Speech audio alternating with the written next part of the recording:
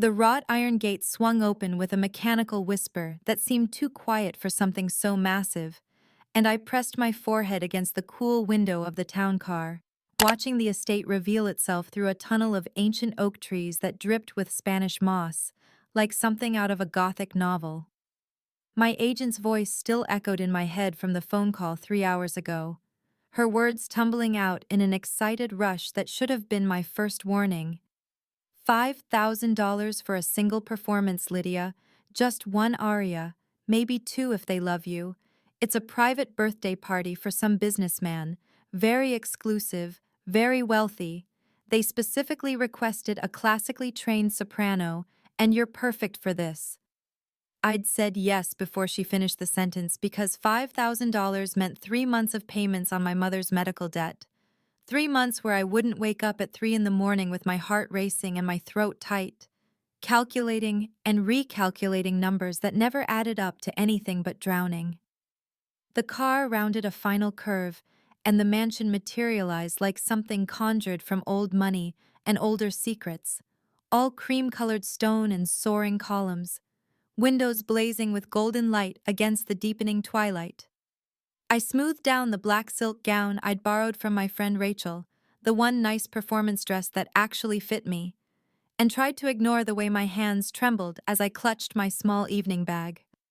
The driver, who hadn't spoken a single word during the 40-minute drive from the city, opened my door with practiced efficiency, and I stepped out onto a circular driveway paved with stones that probably cost more than my entire year's rent.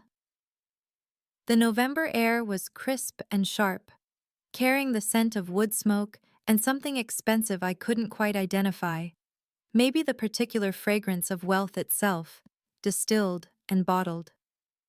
A woman in a sleek black suit met me at the base of the wide stone steps, her dark hair pulled back so severely it must have hurt, her smile professional and completely empty of warmth.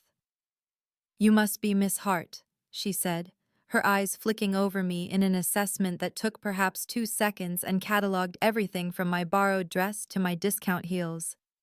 "I'm Victoria Chen, event coordinator for Mr. Moretti's celebration." I extended my hand and she shook it briefly, her grip firm and cool. "Thank you for having me," I said, falling back on the performance training that had been drilled into me at conservatory, the ability to project confidence even when your knees were shaking and your voice wanted to crack. "I was told this was a birthday party." "It is," Victoria said, already turning to lead me up the steps. "Mr. Moretti always gets what he wants for his birthday." The phrasing struck me as odd, but I followed her through massive double doors that swung open as we approached, held by two men in dark suits who didn't look like typical party staff. The entrance hall was breathtaking in a way that made my chest tight, all soaring ceilings and marble floors that gleamed like still water. A crystal chandelier the size of my entire apartment hanging overhead and scattering light in 1,000 directions. Victoria's heels clicked against the marble as she led me deeper into the house, past rooms I glimpsed only in passing. A library with floor-to-ceiling bookshelves, a dining room with a table that could seat 20, walls adorned with art that I was fairly certain belonged in museums. We passed more men in suits, and I noticed with a cold drop in my stomach that several of them wore guns openly, holstered at their sides or visible beneath their jackets, not even attempting to conceal them. "This isn't a normal birthday party," I said, stopping in the middle of the hallway, my voice coming out smaller than I intended. Victoria turned back to me, and for the first time, something like sympathy flickered across her face. "Mr. Moretti values security," she said. "You're perfectly safe here, Miss Hart. You're simply here to sing, nothing more." The implication that there could be something more made my pulse spike, but I forced myself to nod and keep walking. We emerged into a ballroom that stole what was left of my breath, a space of such deliberate opulence that it felt almost aggressive. Crystal sconces lining walls papered in deep burgundy silk, more chandeliers dripping light like liquid gold, and at least 50 people scattered throughout the room in clusters, all of them wearing clothes that screamed money. The men in suits that fit like they'd been hand-stitched onto their bodies. the women in gowns that probably cost more than I made in 6 months.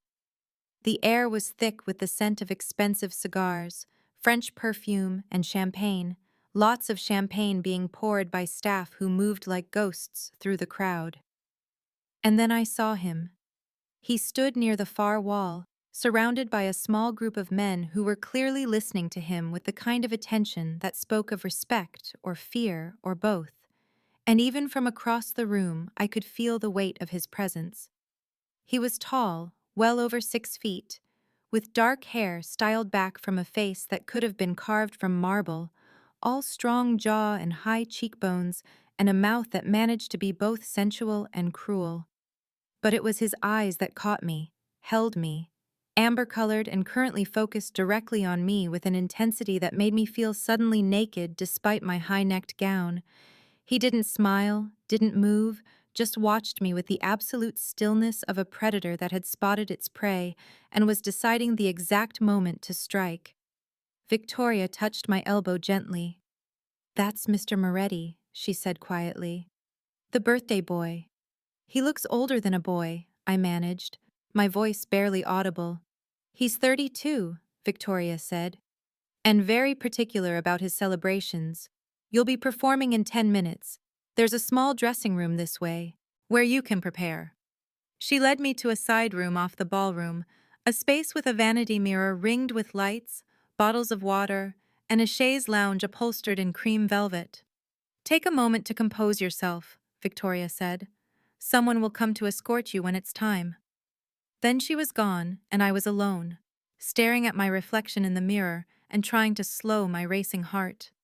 I looked pale, my blue eyes too wide, my blonde hair that I'd carefully curled now seeming too simple for this place, this crowd, this situation that was rapidly feeling less like a performance opportunity and more like a mistake. But $5,000, I reminded myself. 3 months of breathing room. I could do this.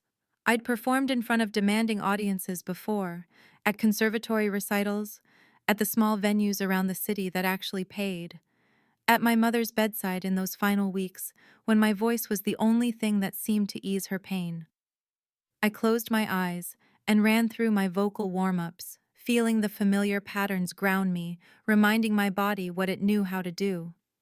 When the knock came, I was ready, or as ready as I was going to be. A young man in a staff uniform opened the door. "It's time, Miss Hart." I followed him back into the ballroom, and I noticed immediately that the room had quieted, conversations dropping to murmurs, faces turning toward me as I made my way to the small performance area that had been set up near the grand piano. The pianist, an older gentleman with kind eyes, nodded to me and I recognized him. Marcus Sullivan, a brilliant accompanist I'd worked with once at a charity concert. Having him here was both comforting and unsettling. A piece of my normal world dropped into this strange one. We'd agreed on Puccini, O mio babbino caro, a piece I could sing in my sleep, a piece that never failed to make audiences lean in and listen. I took my position, hands clasped loosely in front of me, shoulders back, chin slightly lifted, every inch the trained performer even as my knees threatened to buckle. The room fell completely silent. I found him in the crowd without meaning to, Dante Moretti standing alone now, separated from his earlier companions, his amber eyes locked on me with that same unnerving intensity. Marcus played the opening notes and I let the music fill me, push out everything else, the fear and the strangeness and the men with guns, until there was only breath and sound and the familiar magic of my voice rising through the ballroom.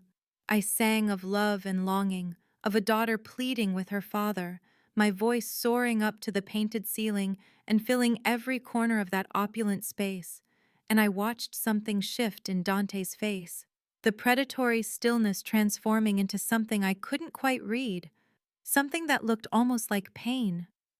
The room around him ceased to exist, the other guests fading to shadows, until it was just him and me and the music suspended between us like a golden thread. When I reached the final note, holding it long and pure before letting it fade into silence, no one moved. The quiet was absolute, heavy, and then applause erupted, polite but enthusiastic, champagne glasses clinking in approval. I exhaled slowly, let my hands drop, inclined my head in a small bow. Marcus smiled at me from the piano bench, genuine warmth in his expression, and I felt the tension in my shoulders start to release. I'd done it. I'd earned my $5,000, and I could leave this beautiful, unsettling place and never think about amber eyes again. But then Dante Moretti was moving, cutting through the crowd with purpose, people automatically stepping aside to let him pass, and my breath caught in my throat as he approached me. Up close, he was even more devastating. Tall enough that I had to tilt my head back to meet his eyes, and he smelled like sandalwood and something darker, something that made my pulse spike. He stopped directly in front of me, close enough that I could see flecks of gold in those amber eyes, could see the faint shadow of stubble along his jaw despite the late hour. "You're mine now," he said, his voice pitched low but somehow carrying through the entire ballroom, absolute and final as a judge's verdict. The room erupted in knowing smiles, quiet laughter, the kind of reaction that said this was expected, perhaps even traditional. My stomach dropped so fast I thought I might be sick. The applause continued around us, but I barely heard it. Too focused on the man in front of me who was looking at me like he'd just acquired something he'd been searching for, like I was a piece of art he'd decided to add to his collection. "We'll discuss terms after my guests leave," Dante continued, still holding my gaze, and there was no question in his tone, no room for disagreement. Then he reached out and took my hand, brought it to his lips in a gesture that should have been old-fashioned and courtly, but instead felt like a brand, his mouth warm against my knuckles, his eyes never leaving mine. When he released me and stepped back, I understood with perfect clarity that I had just walked into something far more complicated than a performance gig, that the $5,000 had been bait for a trap I hadn't even seen closing, and that whatever Dante Moretti wanted from me, he was accustomed to getting it. The last guest didn't leave until well past midnight, and I spent that entire time in the small dressing room off the ballroom, pacing the cream-colored carpet and trying to calm the panic rising in my chest like floodwater. I'd tried to leave twice, making my way toward what I thought was an exit, but each time one of those dark-suited men had appeared as if from nowhere, polite but immovable, suggesting I might be more comfortable waiting in the provided room.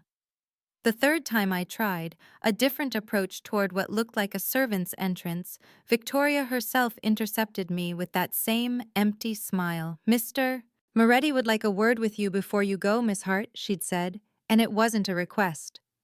So I waited, watching through the crack in the door as the ballroom slowly emptied, guests departing with air kisses and firm handshakes, the women's laughter growing louder as the champagne continued to flow, the men's voices dropping to murmurs that spoke of business being conducted beneath the veneer of celebration. I caught glimpses of Dante moving through the crowd, always at the center, always in control, his hand on shoulders, his head bent to listen, that amber gaze sharp and assessing even as he smiled. Finally, silence.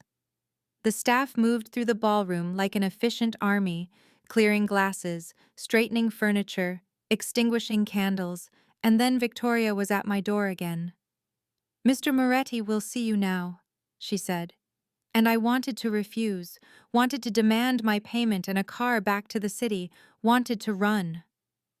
But something in her expression, a kind of resigned sympathy, told me that resistance would be futile and possibly dangerous. I followed her through the now quiet house, our footsteps echoing against marble and hardwood, past those museum-quality paintings, and through hallways that seemed to stretch endlessly. We climbed a sweeping staircase to the second floor, turned down a corridor lined with closed doors, and stopped before one made of dark wood carved with intricate patterns that might have been family crests or warnings. Victoria knocked twice, waited for a response I couldn't hear, then opened the door and gestured me inside. "Good luck," she whispered, so quietly I almost missed it, and then she was gone, and I was standing in Dante Moretti's private study. The room was all dark wood and leather, masculine and expensive in a way that felt both timeless and vaguely threatening. Floor-to-ceiling bookshelves lined two walls, filled with what looked like first editions, their spines gleaming in the low light. A massive desk dominated the center of the room, its surface neat except for a single manila folder that seemed to glow under the light from a green-shaded banker's lamp. Two leather armchairs faced the desk, and in one of them sat a man I hadn't seen before, older, maybe in his 50s, with silver threading through dark hair and the kind of face that had seen violence and survived it. He looked up when I entered, his expression carefully neutral, but I caught something in his eyes that might have been pity. Dante stood by one of the tall windows, looking out over grounds I couldn't see in the darkness, his suit jacket removed and his white shirt sleeves rolled to his elbows, revealing forearms roped with muscle and marked with what looked like scars. He turned when the door closed behind me, and the intensity of his gaze in this smaller, more intimate space made my breath catch. "Miss Hart," he said, gesturing to the empty chair. "Please sit." I remained standing. "I'd like my payment and a car back to the city, please." I kept my voice steady, professional, the way I'd been trained to speak to difficult directors and demanding vocal coaches. "The performance is over." Dante's lips curved in something that wasn't quite a smile. "The performance was exceptional. But our business is just beginning." He moved to the desk, settling into the chair behind it with the ease of a king claiming his throne, and gestured again to the empty seat. "Sit, Lydia." The use of my first name, spoken in that low voice, with its trace of an Italian accent, sent an unwelcome shiver down my spine. I sat, perching on the edge of the leather chair, my evening bag clutched in my lap like a shield. The older man in the other chair shifted slightly, and Dante glanced at him. "This is Marco Salvetti, my second in command. He'll be witnessing our discussion." Marco nodded to me, his expression still carefully blank, and I felt the trap closing tighter. "Our discussion," I repeated. I wasn't aware we had anything to discuss. I performed as contracted. "I'd like to go home now." Dante leaned back in his chair, steepling his fingers, studying me with that predatory patience. "I have a proposition for you," he said. "A business arrangement that I think you'll find beneficial." "I don't need any business arrangements," I said, even as my mind immediately went to the bills stacked on my kitchen counter, the payment plans I was juggling, the creditors who called at all hours. "I have a job. Several jobs, actually." "Teaching voice lessons to undergraduates at the community college," Dante said, and my blood went cold. 3 days a week. Performing at Romano's on Friday nights for $200 plus tips. Occasional session work for the recording studio on Fifth Avenue when they need a soprano for commercial jingles. He opened the manila folder on his desk, and I saw papers, documents, what looked like photographs. "You make approximately $38,000 a year, before taxes. After taxes and after your monthly payments on your late mother's medical debt, you have roughly $800 a month for rent, food, and everything else." My hands tightened on my evening bag. "You investigated me." "Of course," Dante said, as if this were perfectly reasonable. "I never make investments without thorough research." "I'm not an investment," I said, anger finally breaking through the fear. "I'm a person who was hired to sing at your party, which I did. Whatever else you think this is, you're wrong." Dante slid a piece of paper across the desk toward me. I leaned forward despite myself and saw it was a contract, several pages thick, the top page titled Personal Performance Agreement in elegant script. "The terms are simple," Dante said. "You'll live here at the estate. You'll perform for me and select guests as requested, approximately 3 to 4 times per week. You'll have your own suite, full access to the grounds and facilities, a clothing allowance, and all expenses paid. In return, you'll receive $500,000, paid in full at the end of 1 year." The number hit me like a physical blow. $500,000. Enough to pay off my mother's debt completely and still have enough left over to actually live, to maybe even go back and finish my graduate degree. To stop waking up every morning with that weight of drowning debt pressing on my chest. But the cost.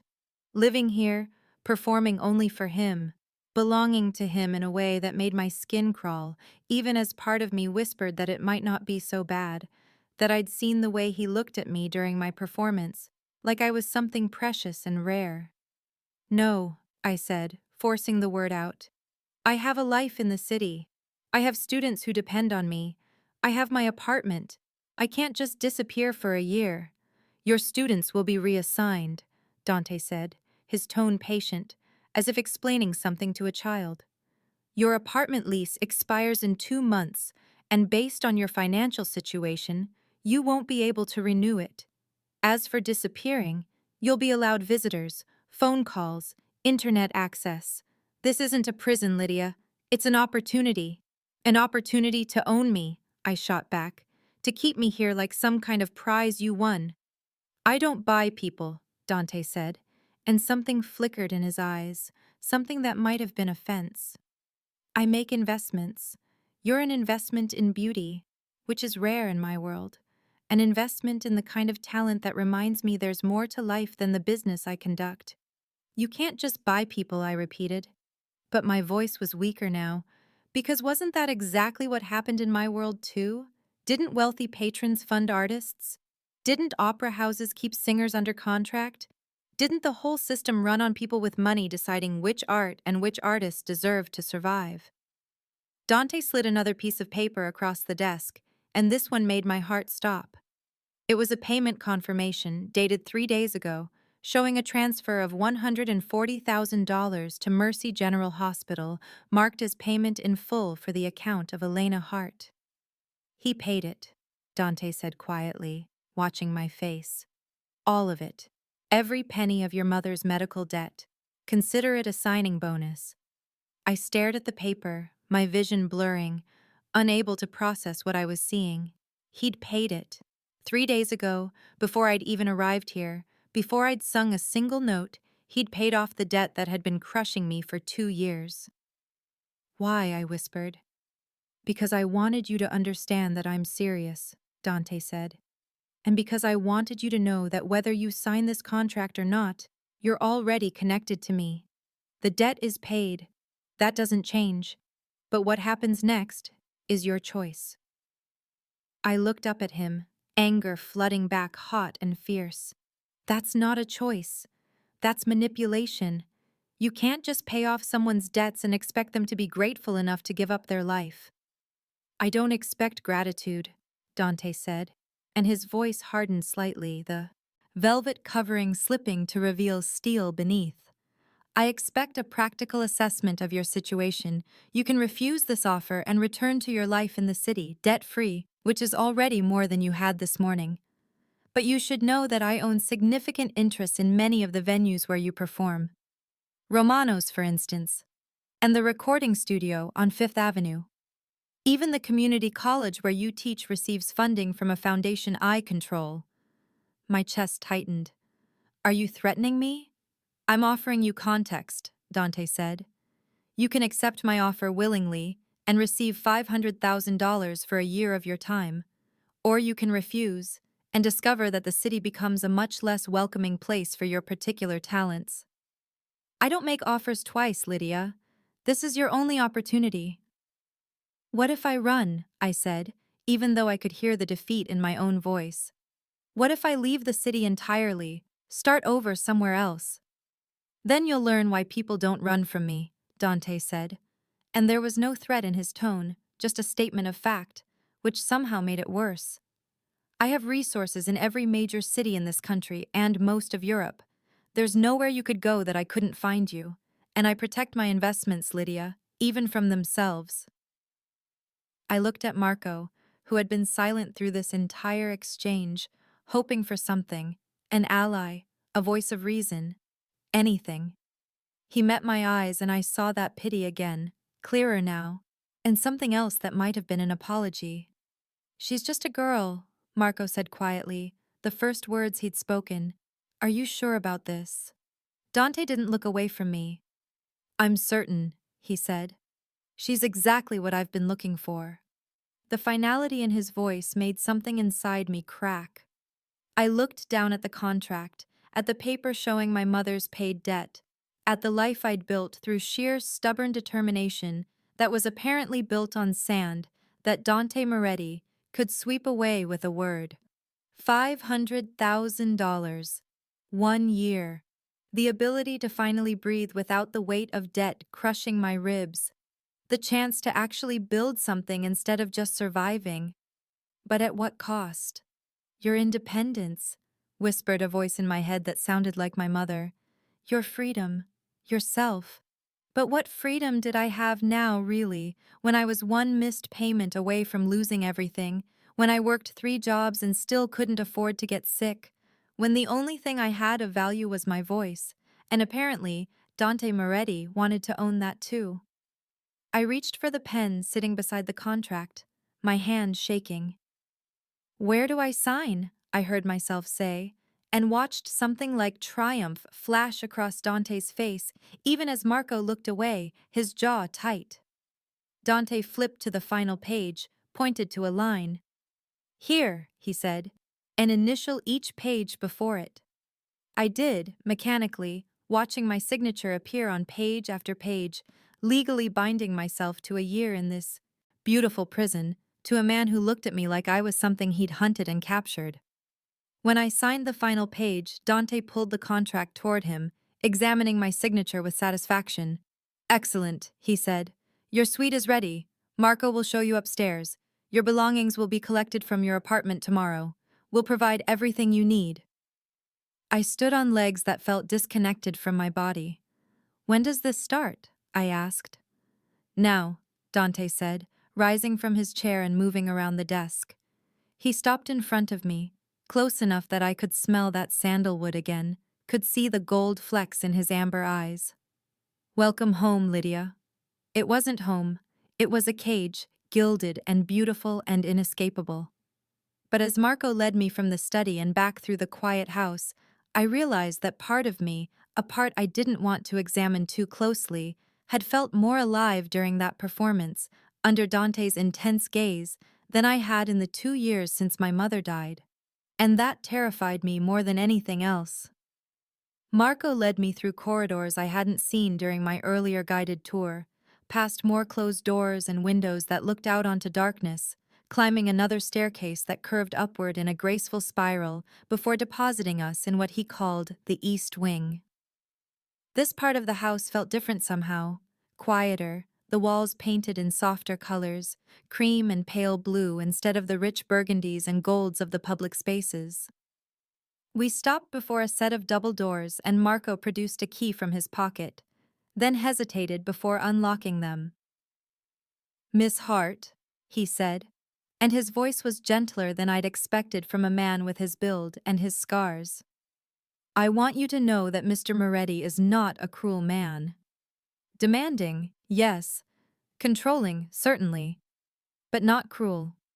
I'm not sure that makes me feel better, I said, exhaustion making me honest. Marco's lips twitched in what might have been the ghost of a smile. No, I suppose it wouldn't. But for what it's worth, I think he genuinely appreciates your talent.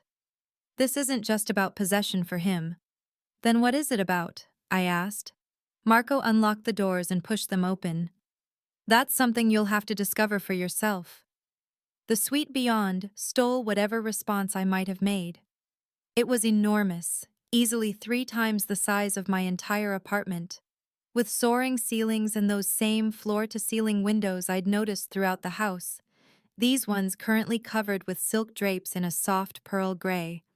The main room was a sitting area with furniture that looked both antique and comfortable, a velvet sofa in deep blue, matching armchairs, a coffee table made of what looked like marble.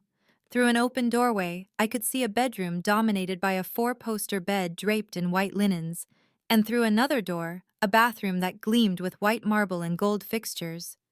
But what caught my attention, what made my breath stop in my throat, was the baby. Grand piano positioned near the windows, its black surface gleaming under the light from a crystal chandelier. Your belongings will arrive tomorrow, Marco said, moving into the room and opening the drapes to reveal the view beyond. During the day you'll be able to see the rose gardens. Mrs. DeLuca, the head housekeeper, will come by in the morning to go over the household rules and answer any questions. There's a phone on the desk if you need anything during the night. Just dial 0 for the main house line. I moved to the piano as if drawn by a magnet, running my fingers over the keys without pressing them down. It's a Steinway, Marco said. Mr. Moretti had it tuned yesterday. Of course he did, I said, and heard the bitterness in my own voice. He thinks of everything. Marco was quiet for a moment. The closet is through there, he said finally, gesturing to another door. You'll find clothes in your size. Shoes as well. Mr. Moretti requested that you dress for dinner tomorrow evening at 7. Someone will come to escort you. Then he was gone, the door closing softly behind him, and I was alone in my beautiful prison. I stood in the center of the sitting room, trying to process everything that had happened in the span of a few hours. This morning, I'd been Lydia Hart, struggling voice teacher and part-time performer, drowning in debt, but at least free. Now I was Lydia Hart, kept woman, owned for the next year by a man whose eyes held violence and whose voice made my skin prickle with awareness I didn't want to feel. I moved through the suite slowly, cataloging everything with the kind of numb attention to detail that kept me from thinking too hard about what it all meant. The bathroom had a soaking tub big enough for 3 people and a separate shower with multiple heads. The bedroom closet was indeed full of clothes, and when I looked closer I saw they were all designer labels, all in my exact size, dresses and slacks and sweaters in colors that would complement my coloring, shoes arranged on built-in shelves like art pieces. There was even lingerie in the drawers, delicate silk and lace in shades of cream and blush, and the thought of Dante selecting these items or having someone select them made my face burn. I found a nightgown that was less revealing than the others, soft cotton in pale blue, and changed out of my borrowed performance dress with shaking hands. The bed was as comfortable as it looked, the mattress somehow both firm and soft. The sheets probably had a thread count higher than my rent. I should have fallen asleep immediately, exhausted from the performance and the emotional whiplash of the evening. Instead, I lay awake watching shadows move across the ceiling, listening to the unfamiliar sounds of the house settling around me, footsteps in distant corridors, voices too low to make out words, the sense of people moving through the darkness on business I didn't understand and probably didn't want to. When I finally slept, I dreamed of amber eyes and contracts written in ink that looked like blood. Morning came too bright through the windows I'd forgotten to cover, and I woke to a soft knock on the door. I pulled on a robe I found hanging in the bathroom, cream-colored silk that probably cost more than my entire wardrobe back home, and opened the door to find a woman who could only be Mrs. DeLuca. She was perhaps in her mid-60s, with steel gray hair pulled back in a neat bun, and a face that managed to be both stern and kind, wearing a simple black dress and sensible shoes. "Good morning, Miss Hart," she said, her accent placing her somewhere in southern Italy. "I'm Sofia DeLuca, the head housekeeper. May I come in?" I stepped back and she entered carrying a tray laden with coffee, fruit, and pastries that smelled like heaven.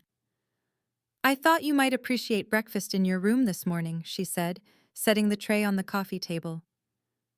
"Mr. Moretti is already attending to business and won't require your presence until this evening." I poured coffee with hands that were steadier than I expected. "Am I a prisoner?" I asked, too tired for subtlety. Sophia settled into one of the armchairs, her posture perfect, her hands folded in her lap. "You're a guest who can't leave," she said. "There's a difference." "Not much of one," I said. Sophia's expression softened slightly. "I've worked for the Moretti family for 40 years, she said. "I knew Dante's father, his grandfather. I was here when Dante was born, and I held him when his mother died. This family has many complications, Miss Hart, but cruelty for cruelty's sake has never been one of them." "His mother," I said, remembering what Dante had said about investments in beauty. "What happened to her?"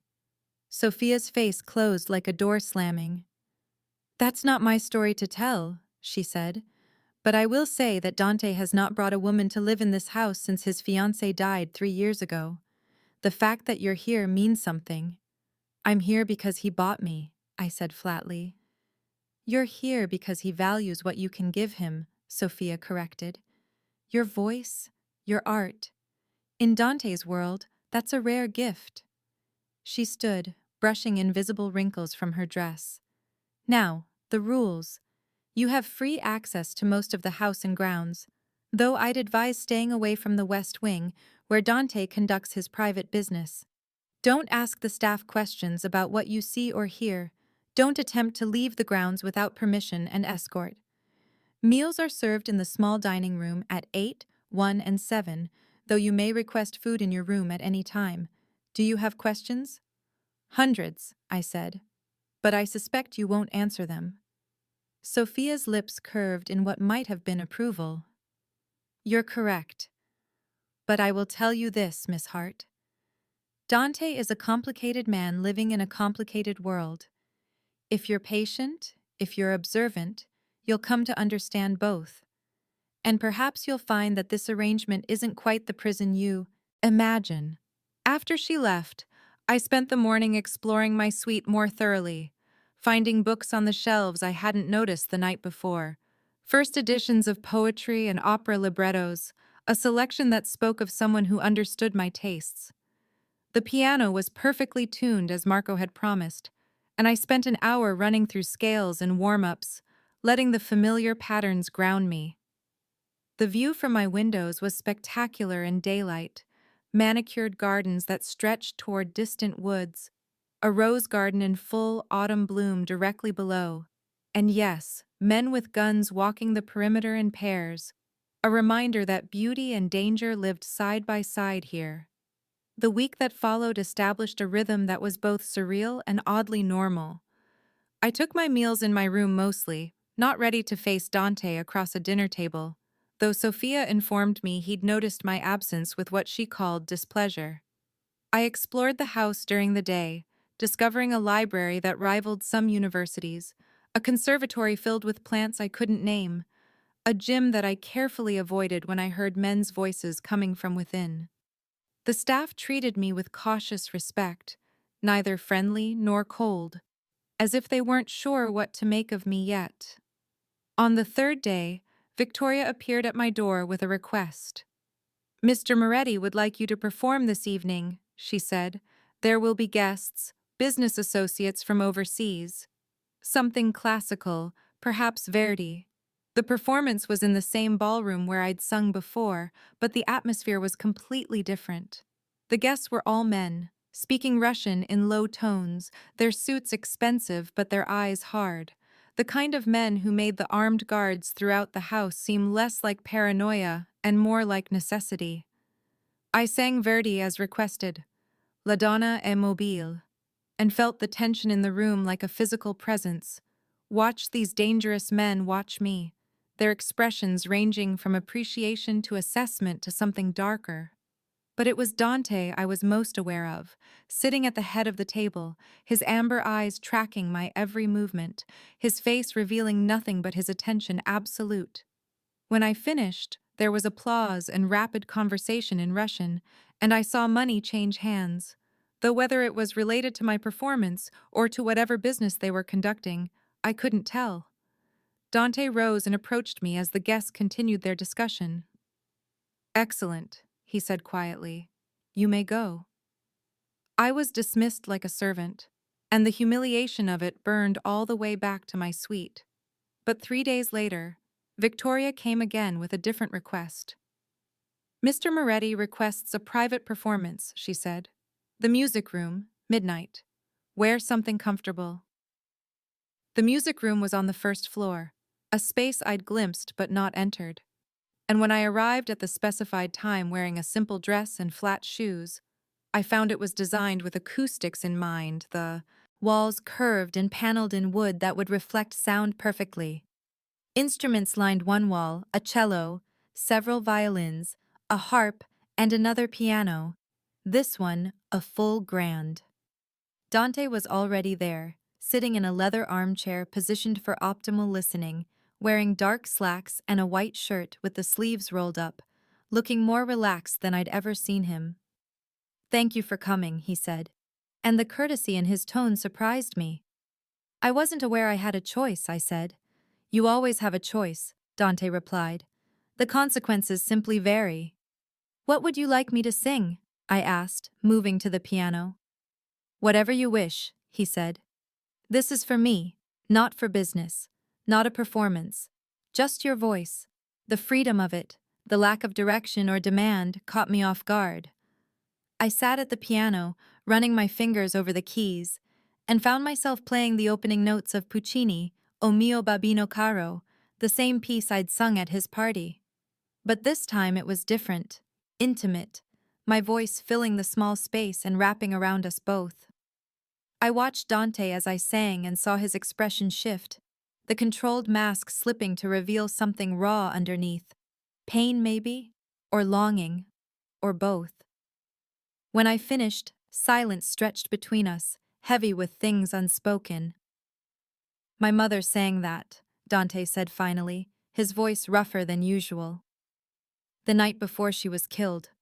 She was performing at La Scala, and I was backstage, 12 years old and bored, and she sang that piece as an encore. The audience went mad for it. She came off stage glowing. 24 hours later, she was dead." "I'm sorry," I said, and meant it, all my anger at him momentarily forgotten in the face of his grief. Dante rose from his chair, moving closer, but not touching. "You have her gift," he said. "The ability to make people feel something real, something beyond the violence and calculation that fills their days. You reminded me tonight that she was more than just a memory, more than just another casualty of this life. She was an artist. Like you." Then he turned and left the room, leaving me alone with the piano and the echo of my own voice, and the sudden, unsettling realization that Dante Moretti was more than just a dangerous man with money and power. He was someone who had lost something precious and was trying to find it again in the only way he knew how, by capturing it, by keeping it close, by making sure it couldn't disappear the way his mother had. I walked back to my suite through the silent house, and for the first time since signing that contract, I wondered if maybe I wasn't the only prisoner here. I found the documents by accident, tucked into a leather portfolio that had been left on one of the library tables, probably by Marco or one of Dante's other associates who conducted business in every corner of this house. I'd been searching for something to read, restless after another afternoon of exploring the same rooms and walking the same garden paths with one of those silent guards trailing 10 feet behind me, and the portfolio was sitting there looking official and important in a way that made my fingers itch to open it. I knew I shouldn't. Sophia's rules had been clear about not asking questions, about staying out of Dante's business, but 2 weeks of captivity had worn down my better judgment and sharpened my resentment to a fine point. So I opened it, expecting financial records or contracts, or whatever paperwork ran an organization like this, and instead found documents related to Mercy General Hospital, the place where my mother had spent her final months, where I'd sat beside her bed and sung to her as her body failed despite the best treatment money could buy. Except apparently it had been Dante's money, or his family's money, funneled through a shell corporation called Adriatic Holdings LLC that owned not just Mercy General but half a dozen other medical facilities throughout the state. I stared at the documents, my hands starting to shake as I flipped through page after page of financial records, seeing my mother's name, Lydia Hart, highlighted in several reports, seeing dates that corresponded with her diagnosis, her treatment, her final hospitalization. There were notes in margins, handwritten in a script I now recognized as Dante's. Instructions to ensure she received specific specialists, experimental treatments, anything that might help. And then, paper clipped to the back, a much older document, yellowed with age, a police report from 23 years ago detailing the murder of a man named Vincent Calabrese outside a restaurant in Brooklyn, with a single witness statement attached, signed by a woman named Elena Moretti. Not Hart. Moretti. My mother's name, but wrong. All wrong. Except the signature matched her handwriting exactly, and the date of birth was correct, and suddenly the room was spinning and I couldn't breathe. I was still standing there, clutching the portfolio, when Dante walked in. He stopped in the doorway, his eyes going immediately to what I was holding, and something flickered across his face, too fast for me to read. "Where did you find that?" he said, his voice carefully neutral. "On the table," I said, and my voice sounded strange to my own ears, too high and thin. "You knew. You knew about my mother before you ever hired me, before you paid her debts. You've been watching us." "Lydia," Dante started, moving into the room. "Let me explain." "Don't," I said, backing away from him. "Don't come near me. Don't touch me. Just tell me the truth. Was any of it real? The performance? The contract? The debt? Or was I just another piece of business you needed to handle?" Dante stopped, his jaw tight. "Sit down," he said. "This is complicated." "I don't want to sit down," I said, my voice rising. "I want answers. Who was Elena Moretti? Why does my mother have someone else's signature on a police report? What the hell is going on?" "Your mother wasn't just a voice teacher," Dante said, and his voice, and his, had taken on that same patient tone he'd used when explaining the contract, like he was trying to gentle a spooked horse. 23 years ago, she was a witness to a murder committed by the Calabrese family, our rivals. She saw Vincent Calabrese Jr. shoot a man outside a restaurant where she was performing. She was 24 years old, newly arrived in the city, trying to make it as an opera singer. And she did the right thing. She went to the police. The portfolio slipped from my numb fingers, scattering papers across the Persian rug. Dante didn't move to pick them up. "The Calabrese family doesn't forgive," he continued. "They put a price on her head within 48 hours. But my father, Antonio Moretti, he'd been trying to build a case against the Calabreses for years. Your mother's testimony was the key, so he made her a deal. She testifies, we protect her. We give her a new identity, a new life, far enough from the city that the Calabreses would never think to look. Elena Moretti became Elena Hart. We set her up in Baltimore, gave her enough money to start over, monitored her from a distance to make sure she stayed safe." "No," I whispered, but I was remembering things now. Strange things from my childhood that had never quite made sense. The way my mother never talked about her past, never mentioned family or friends from before I was born. The way she'd tensed whenever anyone asked where she was from, always changing the subject.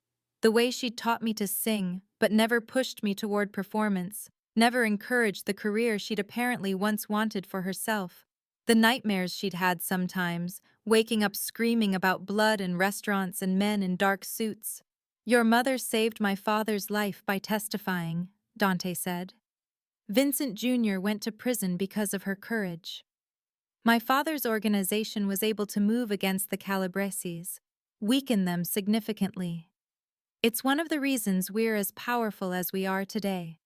So when my father died 8 years ago and I took over, one of the first things I did was check on the people he'd protected. Your mother was one of them."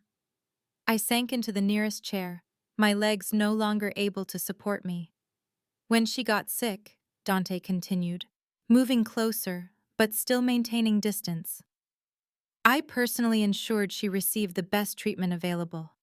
Mercy General might be owned by my family, but the doctors who treated her were the best in their fields. The experimental treatments, the specialists, all of it. I was honoring my father's debt to a woman who'd risked everything to do the right thing." "But she died anyway," I said, and tears were burning behind my eyes now, hot and angry. "She died and you never told me. You let me believe it was just cancer, just bad luck, just one more random tragedy. You let me drown in debt paying for treatment that you funded. I didn't let you drown, Dante said. And for the first time I heard anger in his voice, sharp beneath the control. I paid that debt, before you even arrived at this house. And I brought you here because the Calabrese family is resurgent, because Vincent Jr. got out of prison last year, because I've been receiving intelligence that they're looking into old scores to settle. You were at risk and you didn't even know it. So you bought me, I said bitterly. You manipulated me into signing a contract, into living here, into performing for you like a trained bird. All to honor some debt to a woman who was already dead. I protected you, Dante corrected. There's a difference. Everything in my life has been a lie, I said, standing abruptly. My mother's name, her past, the reason we were always looking over our shoulders even when I didn't understand why. And now you, this house, this contract, all of it built on lies. No, Dante said, his voice hardening. Everything in your life has been protected. Your mother made a choice to do the right thing, and my father made a choice to help her survive that choice. I'm making the same choice now. I didn't ask for this, I shouted, and it felt good to finally raise my voice, to let the anger out. I didn't ask to be part of your world, to be connected to murders and vendettas and protection I never wanted. Your mother did when she chose to testify, Dante said, his own voice rising now to match mine. She knew the risks. She knew what it would mean for her life, for any family she might have. She chose courage anyway. Now you live with the consequences. I hate you, I said, the words coming from some deep place I didn't want to examine. I hate that you think you can just take over my life, make decisions for me, keep me here like I'm something you own. You signed a contract, Dante said. You agreed to this, because you manipulated me, because you paid my debts without asking, because you made it impossible to say no. That's not agreement. That's coercion. Then leave, Dante said, and the sudden shift in his tone caught me off guard. You want your freedom so badly? Go. The gates are that way. See how long you last out there without my protection. You're bluffing, I said, but my voice wavered. Am I? Dante pulled out his phone, tapped something, then turned the screen toward me. It was a photograph, grainy like it had been taken from a distance, showing me leaving my apartment building 3 months ago, coffee cup in hand, heading to teach my morning class. The date stamp was from before we'd met, before his party.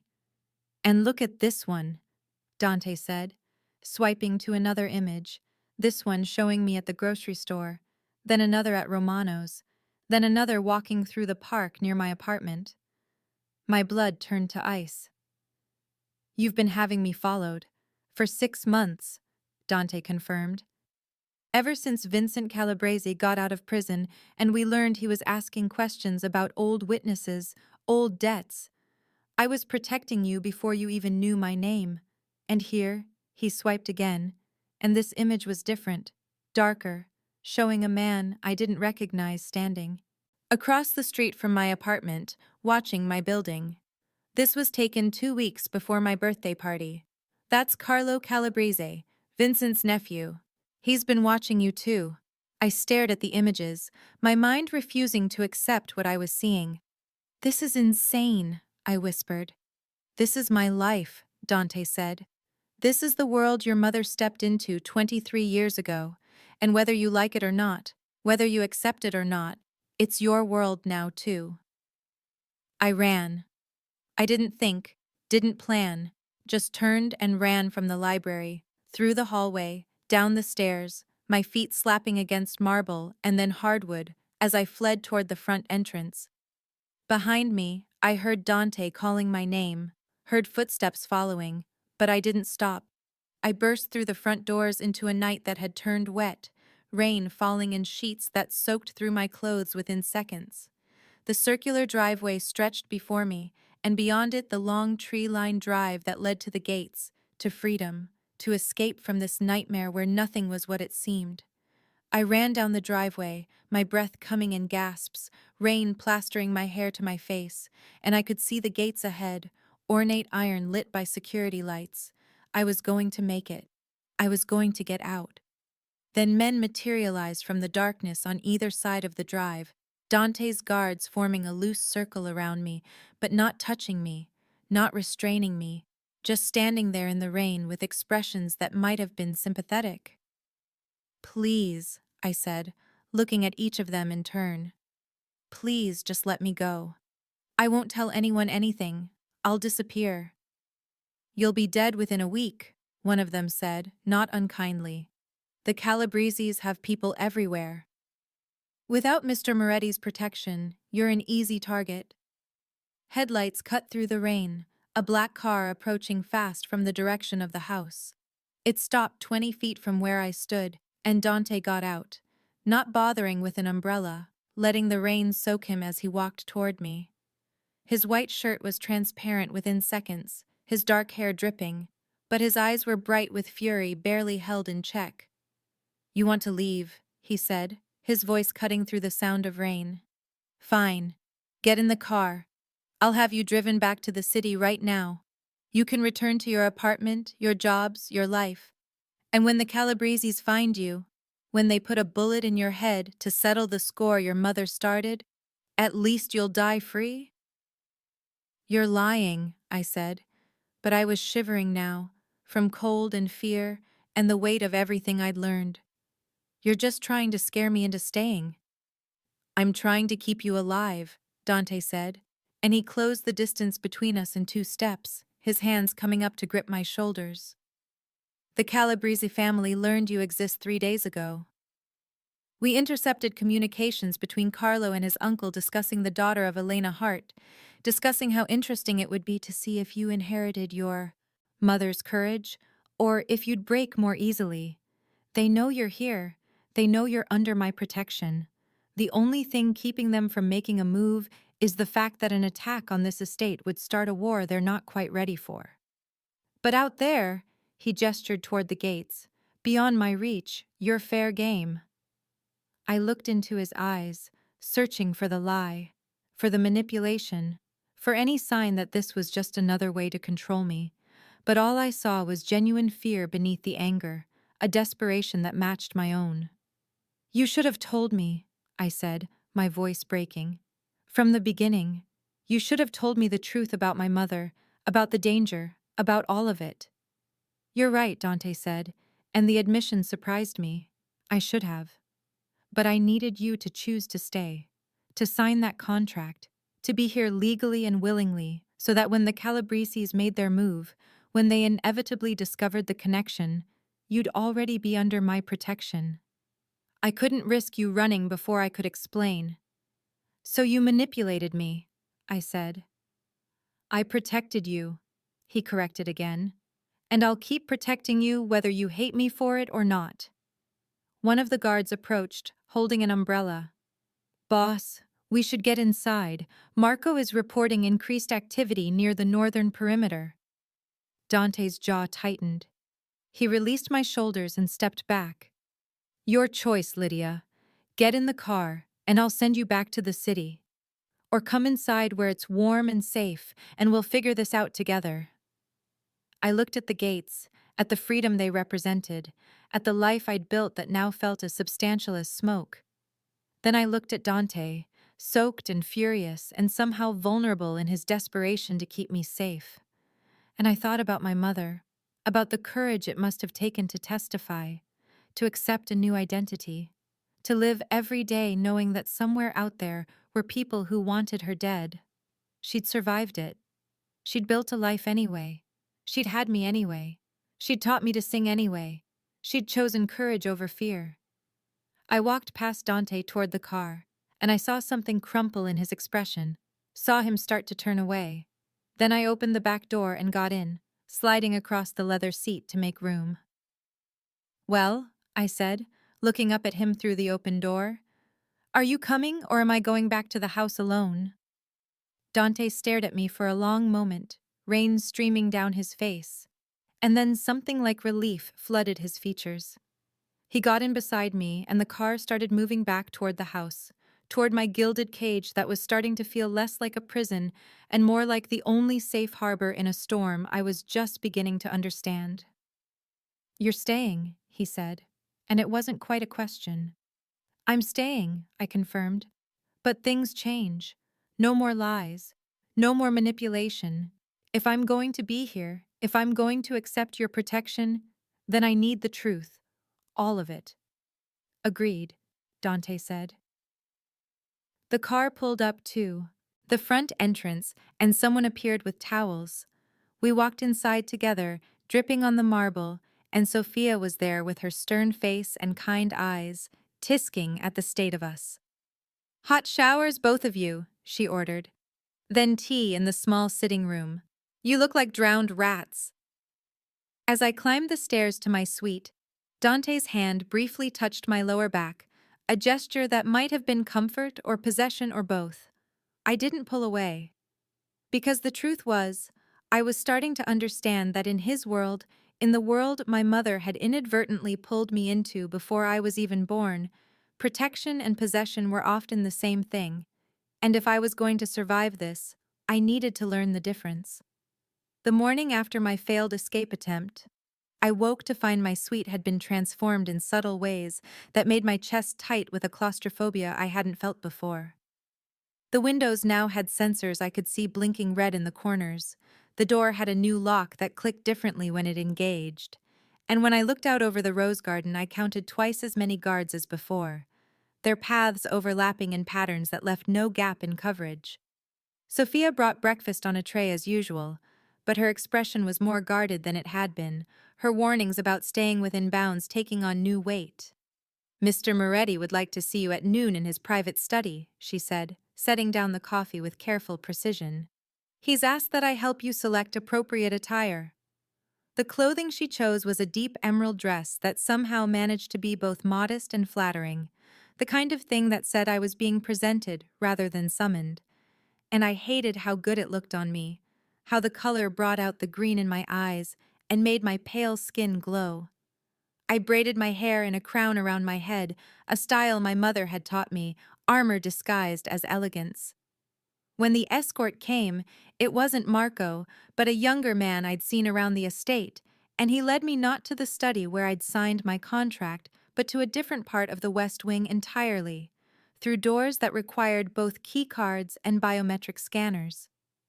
The private study was smaller than the public one, more personal, with photographs on the walls instead of art, images of people I assumed were family, a young Dante with an elegant woman who had his eyes, an older man with the same strong jaw, groups of men in suits from different eras.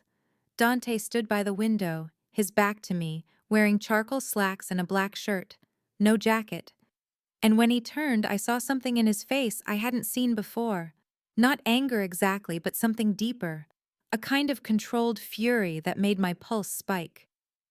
"Sit," he said, gesturing to a small table set for two near the fireplace, where a low fire burned despite the mild weather. I sat, hands folded in my lap, and watched as he poured wine into two glasses, with movements that were almost violent in their precision. "You could have been killed," he said finally, not looking at me.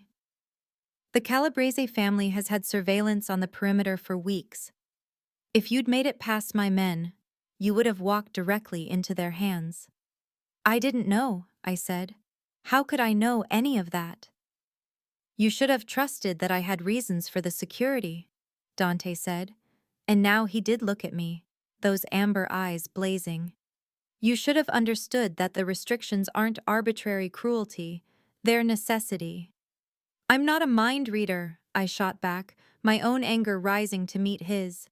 "You keep me in the dark, tell me nothing about what's really happening, treat me like a possession rather than a person, and then expect me to just trust that you know what's best."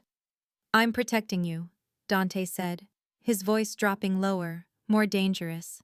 "Whether you appreciate it or not." "From what?" I demanded.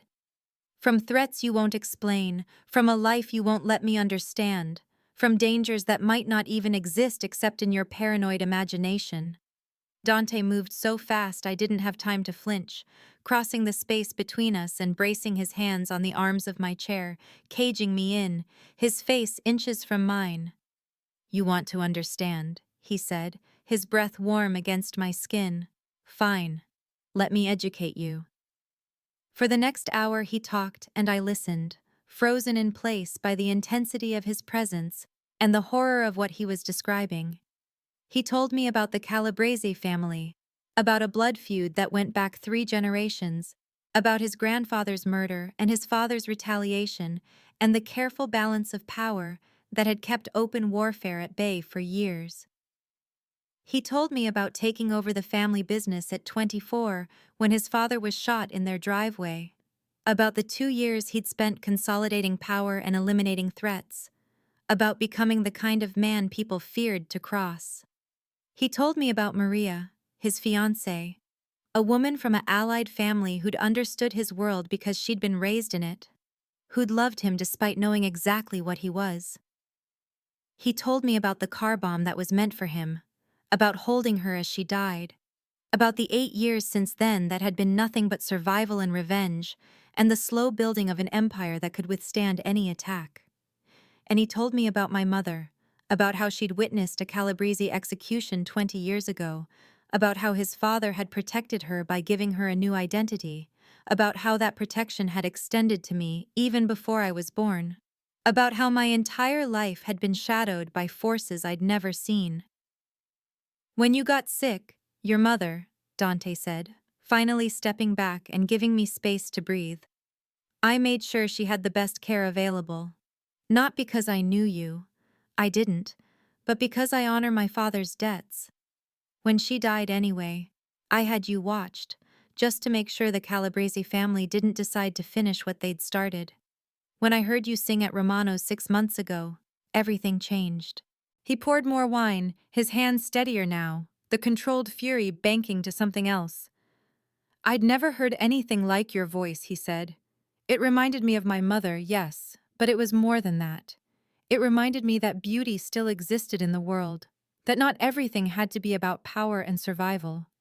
I became obsessed. I had you investigated, learned everything about your life, your debts, your struggles, and I realized I could have you. Not just your voice, but you, your presence, your art. I could create a space where you could exist safely, where you could sing without the weight of debt crushing you, where I could experience something beyond the violence of my daily existence. So you bought me," I said, my voice hollow. "I offered you a transaction," Dante corrected. "One you accepted. Don't pretend you're an unwilling victim, Lydia. You signed that contract with your eyes open." "Because you manipulated the situation," I said. "Because you paid my debts without asking. Because you made it impossible to refuse. Because you're selfish and controlling, and you can't stand the idea that some things can't be owned." Dante's jaw tightened. "You're right," he said, and the admission surprised me. I am selfish. I am controlling. I want things and I take them, but don't mistake that for simple cruelty. Everything I do with purpose, including bringing you here. "And what is the purpose?" I asked. "What do you really want from me?" "I want you to sing," Dante said simply. "I want to hear your voice and remember what it feels like to want something beyond revenge and power. I want to sit across from you at dinner and argue with someone who isn't afraid to challenge me. I want to see you in my home and know that something beautiful exists here, even if it's trapped, even if it hates me for keeping it." "I don't hate you," I said, and realized it was true even as the words left my mouth. I should, but I don't. From that day forward, my performances moved to his private wing, to a music room I hadn't known existed, smaller and more intimate than the public one, with acoustics that were somehow even better. And after each performance, we dined together in a room that was clearly his personal space, a table for two, near windows that overlooked the grounds, a fire always burning, wine that probably cost more than my old monthly salary. The dinners became the part of my day I looked forward to most, though I would have died before admitting it. We argued about everything: art and music and philosophy, politics and ethics and the nature of choice. I challenged his worldview, his certainty that power was the only currency that mattered, his belief that violence was sometimes necessary. He pushed back with examples from his life, with hard truths about the world he inhabited, with questions that made me examine my own assumptions about morality and survival. "Why music?" I asked him one night, 3 weeks into this new arrangement. The wine making me bold. "Why not? Just hire bodyguards if you're so worried about the Calabrese family.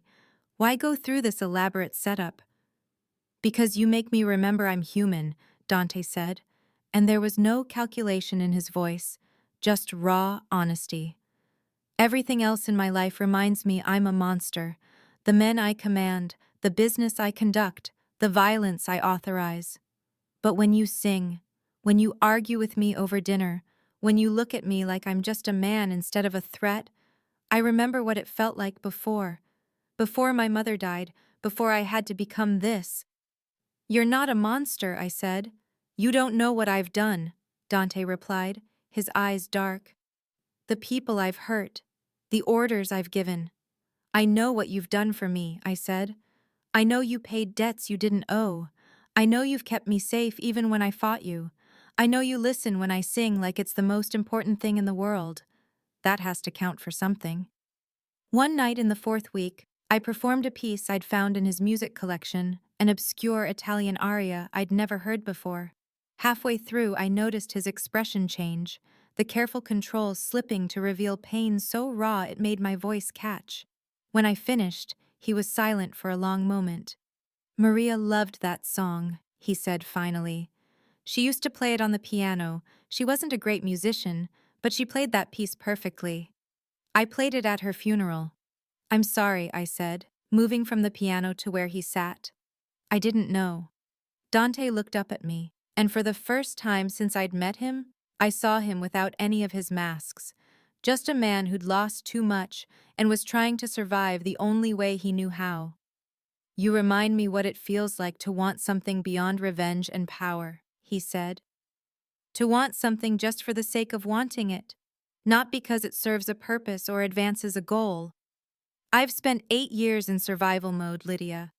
8 years where every decision was calculated, every action strategic. And then you walked into my house and sang, and something in me woke up that I thought was dead. I should have stepped back, should have returned to the piano, should have maintained the careful distance we'd established. Instead, I found myself speaking the truth I'd been avoiding. I've felt more alive in 3 weeks here than in 3 years of going through the motions of my old life," I said. "After my mother died, I was just surviving too. Working jobs that paid the bills but meant nothing, performing for audiences who didn't really listen, existing but not living. Here, even as a prisoner, even trapped, I feel like myself again, like my voice matters, like I matter." Dante stood, and we were close now, close enough that I could see the gold flecks in his amber eyes, could smell the sandalwood and leather scent that clung to him, could feel the heat radiating from his body. "This is dangerous," he said, his voice low. "What we're doing here, acknowledging this." "I know," I whispered. "We can't," he said, even as his hand came, up to cup my face, his thumb tracing my cheekbone. "You're here because I forced you, because I manipulated circumstances, because I'm selfish enough to keep you even knowing you should be free." "I'm here because I signed a contract," I said, but my voice was shaking. "I'm here because I chose to stay even when I could have fought harder. I'm here because when you look at me like this, I forget all the reasons this is wrong." Dante's control, that iron discipline I'd watched him exercise in every interaction, finally shattered. He kissed me, and I kissed him back, my hands fisting in his shirt, pulling him closer even as some part of my mind screamed that this was a mistake, that I was falling for my captor, that nothing good could come from wanting someone who'd bought my time like a commodity. But his mouth was warm and demanding, his hands gentle, despite the violence I knew they were capable of. And for those few moments, I let myself forget everything except the way it felt to be wanted, not for what I could give, but for who I was. When we finally broke apart, both breathing hard, reality crashed back in. I stepped back, my hand over my mouth, horror and desire warring in my chest. "This can't happen," I whispered. "It already has," Dante replied, and his voice was rough, undone. "The question is what we do about it." "I don't know," I said, backing toward the door. "I can't think when you're this close. I need space. I need to figure out what I'm feeling without you looking at me like that." Dante didn't follow, just stood watching me with an expression I couldn't read. "Take all the time you need," he said. "But Lydia, this isn't going away. Whatever this is between us, ignoring it won't make it disappear." I fled to my suite and spent the night staring at the ceiling, my fingers touching my lips, where I could still feel the pressure of his mouth, my mind replaying every moment of the past weeks, trying to separate what was real from what was Stockholm Syndrome, what was genuine connection from what was manufactured proximity. But when morning came and Sophia arrived with breakfast, I knew the truth I'd been avoiding. I was falling for Dante Moretti, the man who'd trapped me in a gilded cage, and I had no idea if that made me a fool or if it meant I'd finally stopped lying to myself about what I wanted. The evening had started like so many others over the past month, with me standing in the ballroom wearing a gown that probably cost more than I used to make in half a year, preparing to perform for another group of Dante's associates while they conducted whatever business required the civilizing influence of live music. I'd grown almost accustomed to these performances, had learned to read the room, to sense when tensions were running high and adjust my song selection accordingly, to use my voice as the weapon Dante had always known it could be, disarming dangerous men with beauty they couldn't buy or intimidate into submission. Tonight's guests were from Chicago, older men with expensive suits and careful eyes, and Dante had requested Handel, something baroque and complex that would demonstrate skill without overwhelming conversation. I was halfway through Lascia Pianga when the lights went out. Not flickering, not a gradual dimming, but instant total darkness that swallowed the chandelier glow and the candlelight in a single breath, plunging the ballroom into a blackness so complete I couldn't see my own hands. The music stopped, my voice cutting off mid-phrase, and for a heartbeat, there was absolute silence. Then chaos erupted. Shouts in Italian and English, the sound of chairs scraping back, footsteps running in multiple directions, and underneath it all, a high-pitched electronic whine that made my teeth ache. "Bomb!" someone yelled, the word cutting through the confusion like a knife. "Everyone out, Protocol 7, Protocol 7. Hands grabbed my arm and I screamed, pulling back, but a familiar voice cut through my panic. "It's Marco, Miss Hart. Stay close to me, we need to move now." He pulled me toward what I hoped was an exit, his grip firm but not painful, and I stumbled after him in the darkness, my performance heels catching on the hem of my gown. Around us, I could hear similar evacuations happening, Dante's voice rising above the others giving orders, directing his people, and I tried to call out to him but Marco was moving too fast, pulling me through what felt like a doorway and into a corridor that was somehow even darker than the ballroom.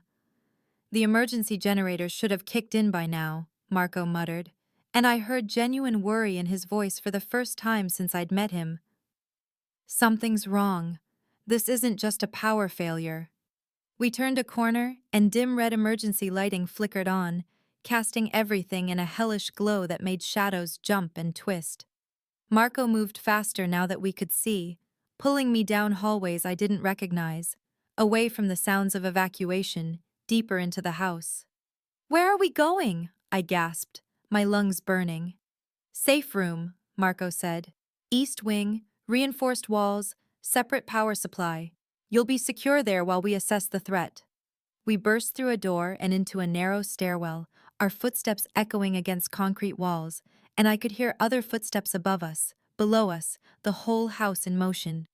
Marco was breathing hard, one hand still gripping my arm, the other holding a gun I hadn't realized he was carrying. We reached a landing, and he pushed through another door into a corridor I recognized, closer to my suite, and I felt a brief moment of relief. Then the gunfire started. The sound was deafening in the enclosed space, sharp cracks that made me scream and cover my ears.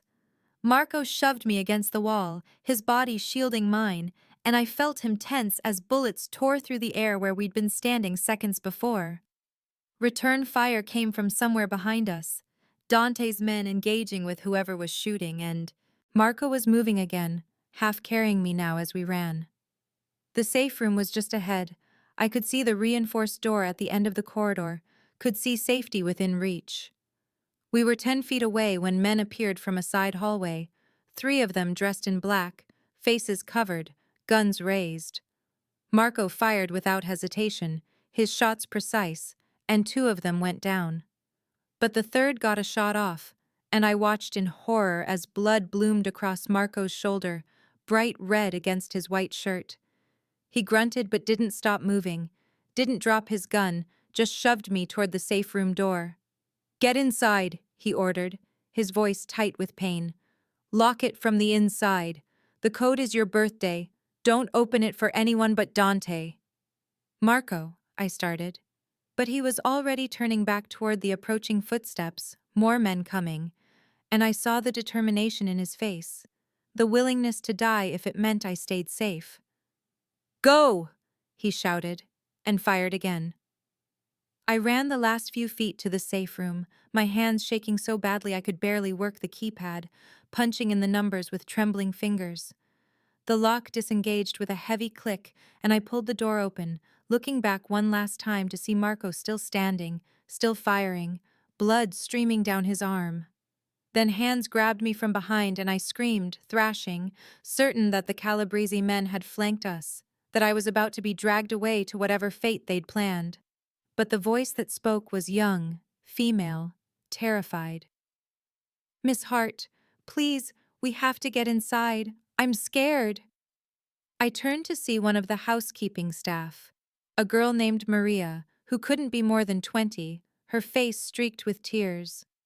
I grabbed her hand and pulled her into the safe room with me, slamming the door behind us and engaging the locks. The safe room was small, maybe 10 by 12 feet, with concrete walls and no windows, a couple of chairs, bottles of water, and a bank of monitors showing security camera feeds from throughout the house. I watched the screens in horror as the attack unfolded, saw men in black moving through corridors, saw Dante's guards engaging them, saw bodies falling on both sides. Maria was sobbing quietly in the corner and I wanted to comfort her, but I couldn't look away from the screens, searching for Dante, for Marco, for any sign of what was happening. Minutes passed like hours. The gunfire on the monitors started to die down, the attackers being pushed back or eliminated, and I saw Dante on one screen, his white shirt splattered with blood that might have been his or someone else's, his face a mask of cold fury as he moved through the house with a group of his men. Then he was in the corridor outside the safe room, and I could hear his voice through the reinforced door. "Lydia, it's me. Open the door." I stumbled to the keypad, my legs weak with relief, and unlocked it. Dante pushed through before it was fully open, his eyes scanning the room, landing on me, and something in his expression cracked. "You're not hurt," he said, and it wasn't quite a question, but I answered anyway. "No, I'm okay. Marco, he's alive," Dante said. "Took a bullet to the shoulder, but he's alive. He saved you." "I know," I whispered, and felt tears starting to fall, delayed shock hitting me all at once. Dante pulled me against his chest and I went willingly, pressing my face into his blood-stained shirt, breathing in gunpowder and sandalwood, and beneath it all the scent that was uniquely him. "You're safe," he murmured into my hair. "I've got you. You're safe now." Behind us, one of Dante's men was helping Maria out of the safe room, murmuring reassurances. Dante kept one arm around me as he spoke into a phone that someone handed him, giving orders in rapid Italian, his voice hard and controlled, even as his hand shook slightly where it rested on my back. "We have 2 of them alive," someone reported, appearing in the doorway. "The rest are dead. Calabrese soldiers," confirmed by the tattoos. "Good," Dante said. "Take them to the lower level. I'll be down shortly." He guided me out of the safe room and through corridors that now showed the evidence of battle, bullet holes in walls, shattered glass, dark stains on the marble floors that I tried not to look at too closely. We passed bodies covered with sheets, and I turned my face into Dante's shoulder, not ready to see, not ready to accept that people had died tonight, that this was real and not some nightmare I'd wake from. Marco was in one of the ground floor rooms that had been converted into a makeshift medical station, sitting on an exam table while a man I assumed was a doctor worked on his shoulder. His face was gray with pain, but when he saw me he managed to smile. "Miss Hart," he said, "good to see you in one piece." "You saved my life," I said, moving away from Dante to stand beside Marco. "Thank you doesn't seem like enough." "Just doing my job," Marco said, then winced as the doctor probed the wound. "Though I admit it's easier to take a bullet when it's for someone worth saving." The doctor, an older man with steady hands, looked up at Dante. "The bullet went clean through," he reported. "No major damage. He'll need rest and antibiotics, but he should recover fully." "See that he gets whatever he needs," Dante said, his hand finding the small of my back again, as if he couldn't bear not to be touching me. Marco's eyes flicked between us, something knowing in his expression, despite the pain. "Boss," he said quietly. They were specifically targeting her. Had her description, knew which room she'd be in. This was coordinated. "I know," Dante said, and his voice was ice. "We'll discuss it after you're patched up. I need to handle something first." He guided me out of the medical room and down another corridor, this one less damaged, toward the back of the house. "Where are we going?" I asked.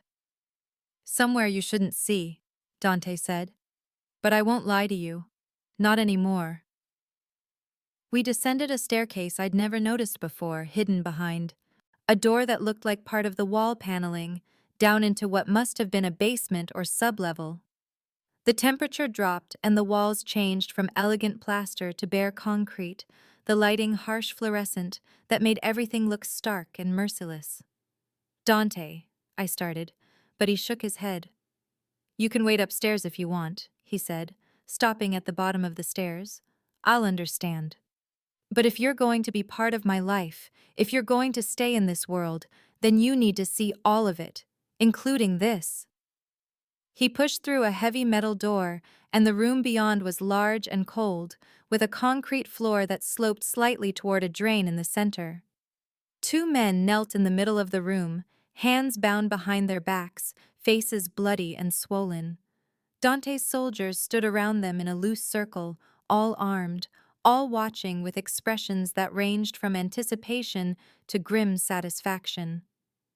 I stopped in the doorway, every instinct screaming at me to run, to look away, to be anywhere but here. But I forced myself to stay, to watch as Dante walked toward the kneeling men with the same controlled grace he brought to everything, beautiful and terrible in equal measure. One of Dante's men handed him a gun, and he checked it with practiced efficiency, his movements economical and sure. The kneeling men watched him with eyes that held fear and defiance in equal measure. "You came into my home," Dante said, his voice echoing in the concrete space. "You threatened my people. You tried to take something that belongs to me." The taller of the 2 prisoners spat blood onto the concrete. "We were following orders," he said, his accent thick. "The Calabrese family sends its regards." "Tell them I send mine in return," Dante said, and raised the gun. I should have closed my eyes, should have turned away.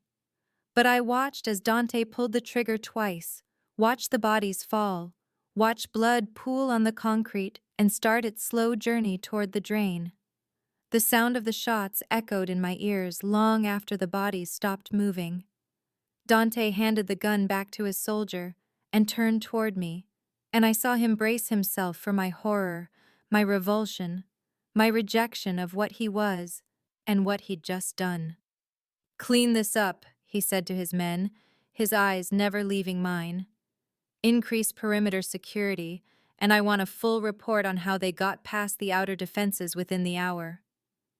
Then he walked toward me, and I saw the blood spatter on his face, on his hands, saw the killer he truly was stripped of all civilizing veneer. I should have run, should have screamed, should have demanded he take me back to the city immediately, contract be damned. Instead, I met his eyes and saw beneath the violence to the fear that had driven it, the terror of almost losing me, the rage at anyone who would threaten what he'd claimed as his. "I'm sorry you had to see that," Dante said quietly as we climbed back up the stairs, leaving the cleanup crew to their grim work.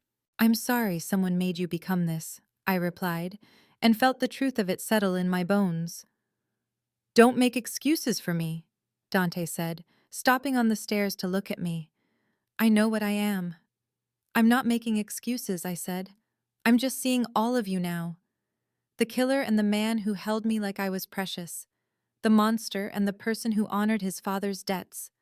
All of it." We emerged back into the main house, and I could hear activity everywhere, security being reinforced, damage being assessed, the machine of Dante's organization responding to the attack with brutal efficiency.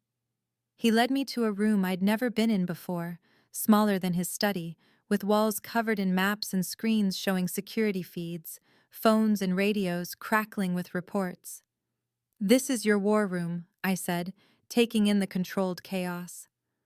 Dante nodded, already moving to confer with someone about the perimeter breach. I sat in a chair against the wall and watched him work, giving orders, making decisions, planning what I now understood would be retaliation against the Calabrese family for this attack. Hours passed. Staff brought coffee and food that I couldn't eat. Marco appeared, his arm in a sling, to give his report on the attack. Dante never left the room, never stopped coordinating, and I realized this was what he did, who he was, the weight he carried every day. Finally, as dawn started to lighten the windows, there was a lull in the activity. Dante came to sit beside me, exhaustion etched in every line of his face. "Are you going to kill them?" I asked quietly. "The people who ordered this." "Yes," Dante said without hesitation. "This was a declaration of war. If I don't respond with overwhelming force, if I show any weakness, it will embolden them and others like them. More attacks will come, so yes, I'm going to kill them. All of them. I should have been horrified. 2 months ago, I would have been. But 2 months ago, I hadn't watched Marco take a bullet for me, hadn't seen the bodies of Dante's men who'd died protecting this house, hadn't understood that in this world, mercy was often just another form of suicide. "Promise me Marco will be okay first," I said. Dante's expression shifted, something like wonder crossing his features. "You're not leaving," he said. "After everything you saw tonight, everything you know I am, you're still staying." "I'm still staying," I confirmed. "Because out there," I gestured vaguely toward the world beyond the estate, "I'm just a target. But here, with you, I'm something you'll protect, something you value. And maybe that makes me complicit in what you do. Maybe it makes me just as guilty. But at least I'll be alive." Dante reached out and cupped my face with a hand still stained with blood and gunpowder. "You're not complicit," he said. "You're innocent in all of this." "No," I said, turning to press a kiss against his palm, tasting copper and salt. "Not anymore. I chose this. I'm choosing you. And I understand now what that means." His thumb traced my cheekbone, infinitely gentle despite everything those hands had done tonight. "I'll keep you safe," he promised. "Whatever it takes, whoever I have to kill, I'll keep you safe." "I know," I said. and meant it. Because I'd seen both sides of Dante Moretti now, the violence and the tenderness, the killer and the protector, and I understood that they weren't separate people, but two faces of the same coin. And somewhere in the past month, somewhere between performances and midnight conversations and learning the truth about my mother, I'd stopped being his captive and started being his partner.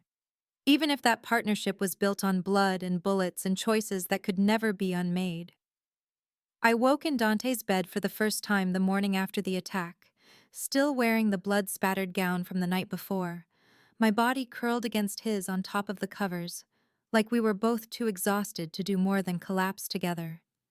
Sunlight streamed through windows that overlooked gardens now crawling with twice the usual number of guards, and when I opened my eyes I found Dante already awake, watching me with an expression I couldn't quite read. "You should shower," he said quietly. "There's blood in your hair." I touched my head and my fingers came away tacky with dried blood that probably belonged to one of his men, or the attackers, or maybe even Marco, and the reality of what had happened crashed over me again. "I'm going to be sick," I whispered, and barely made it to his bathroom before my stomach emptied itself, the expensive dinner from before the attack coming up along with coffee and bile and horror. Dante followed, holding my hair back with gentle hands, and when I was finished, he wet a cloth and wiped my face with such tenderness that I started crying. "I watched people die last night," I said, my voice breaking. "I watched you kill people." "I know," Dante said, sitting on the tile floor beside me like it was the most natural thing in the world for a mafia boss to comfort a sobbing woman on his bathroom floor. "I'm sorry." "Don't be sorry for protecting us," I said, wiping my eyes. "Be sorry that this is your life, that you had to become someone who can do that without hesitation." He was quiet for a long moment. "I stopped being sorry about that a long time ago," he said finally. "Survival doesn't allow for regret." After I showered and changed into clothes from the extensive wardrobe that had appeared in his closet for me over the past weeks, I found Dante in his study with Marco, both of them looking exhausted but alert, discussing security upgrades and response protocols. Marco's arm was still in a sling, but he was moving well, and when he saw me, he nodded with something like approval. "Miss Hart," he said. "Glad to see you're managing after last night." "I'm not sure I'd call it managing," I admitted, "but I'm still here." "That's all that matters," Marco said, then turned back to Dante. "The Calabrese family has requested a meeting. They're claiming last night was unauthorized, the actions of younger soldiers acting without approval. They want to negotiate." Dante's expression hardened. "They can negotiate with bullets." "Boss," Marco said carefully, "maybe we should hear them out. Vincent Calabrese is old school. If he's saying it wasn't sanctioned, he might be telling the truth. His nephew Carlo has been making moves for months, trying to prove himself. This could have been a play for power within their own family." "I don't care about their internal politics," Dante said. "They came into my home. They shot my men. They tried to take Lydia. That requires a response." "What kind of response?" I asked, moving into the room. Dante and Marco both looked at me, and I saw them exchange a glance that spoke of a conversation I wasn't part of. "The kind that ends with the Calabrese family understanding that touching you means war," Dante said. "We hit their operations, their income streams, their people. We make it costly enough that they'll think twice before trying again." "So more violence," I said. "More bodies. More people dying because of a vendetta that started before I was born." "Yes," Dante said simply. "That's how this works." "There has to be another way," I said. "Some kind of negotiation. Some way to end this without more bloodshed." "There isn't," Dante said, and his tone suggested the matter was closed. Over the next 3 days, I watched Dante plan his retaliation with the same meticulous attention he brought to everything.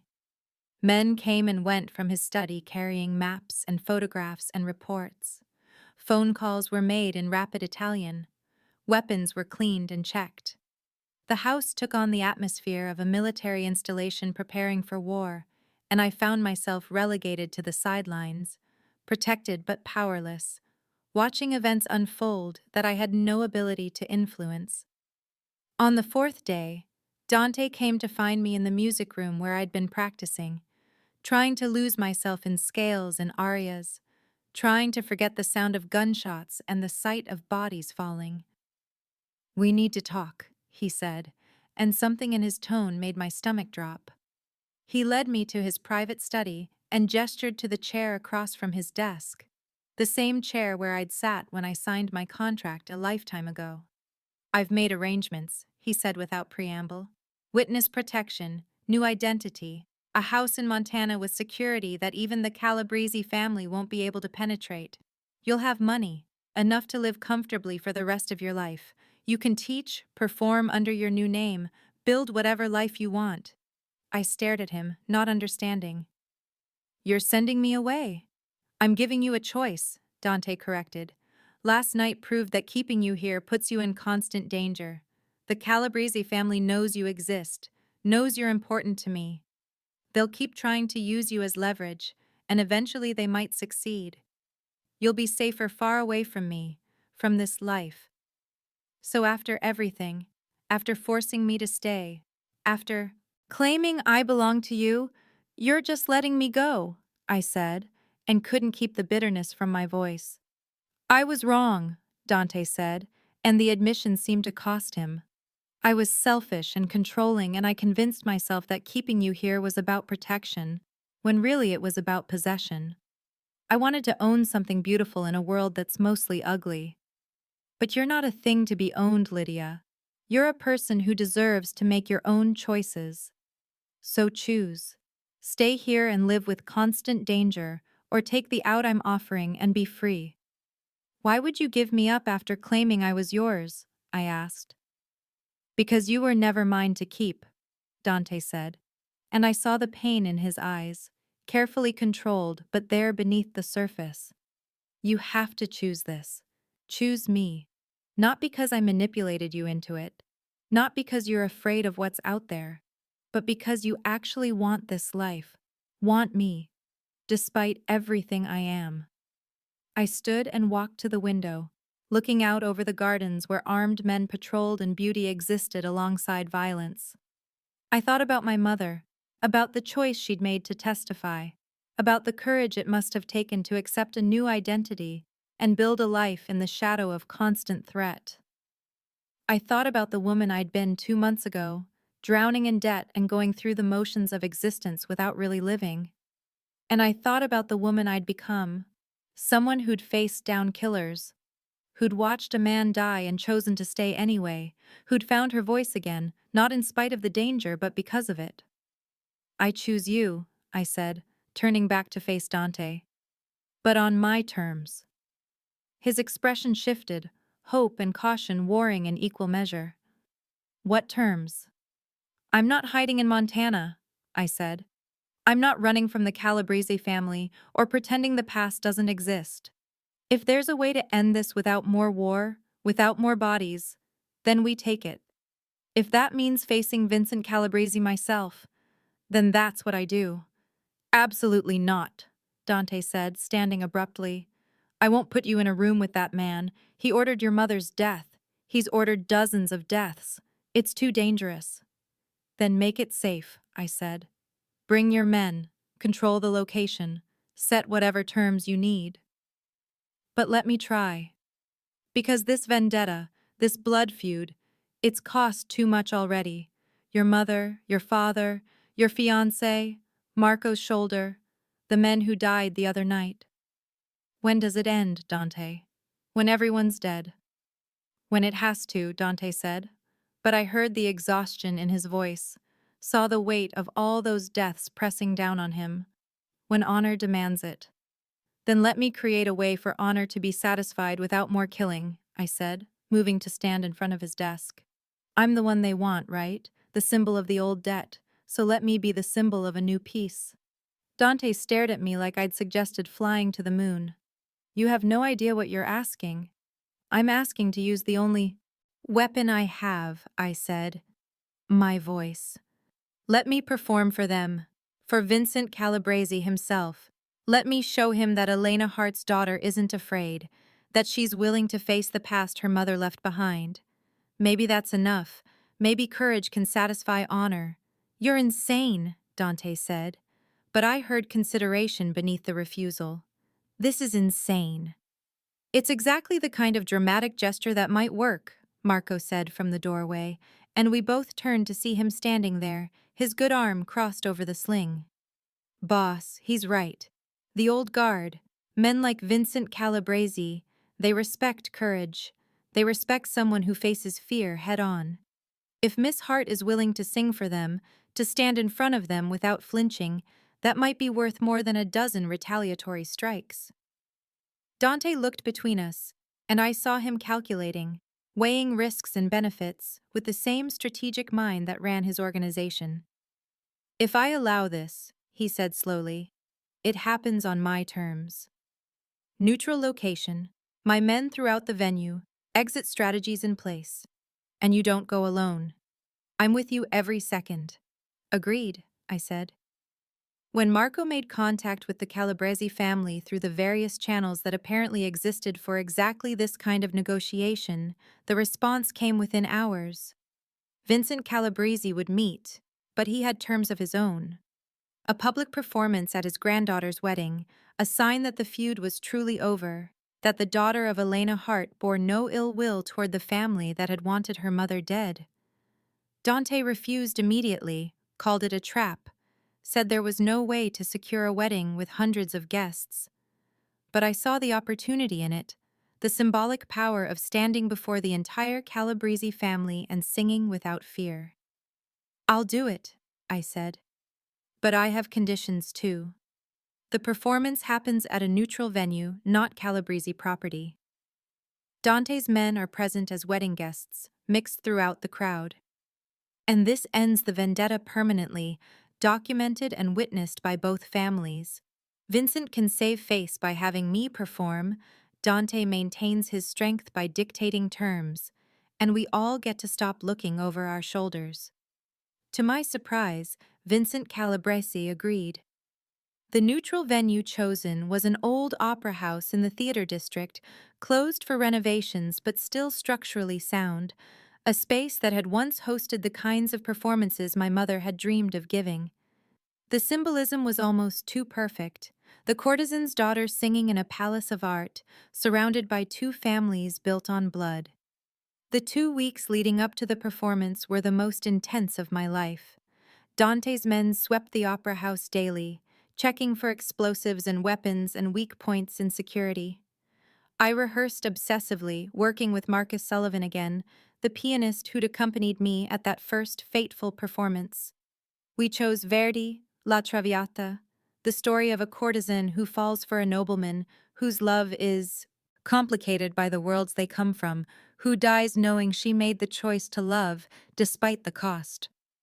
The irony wasn't lost on anyone. Dante attended every rehearsal, sitting in the empty theater, watching me with an intensity that made my voice stronger. He never offered suggestions about the music, never interfered with my artistic choices, but his presence was a constant reminder of what was at stake.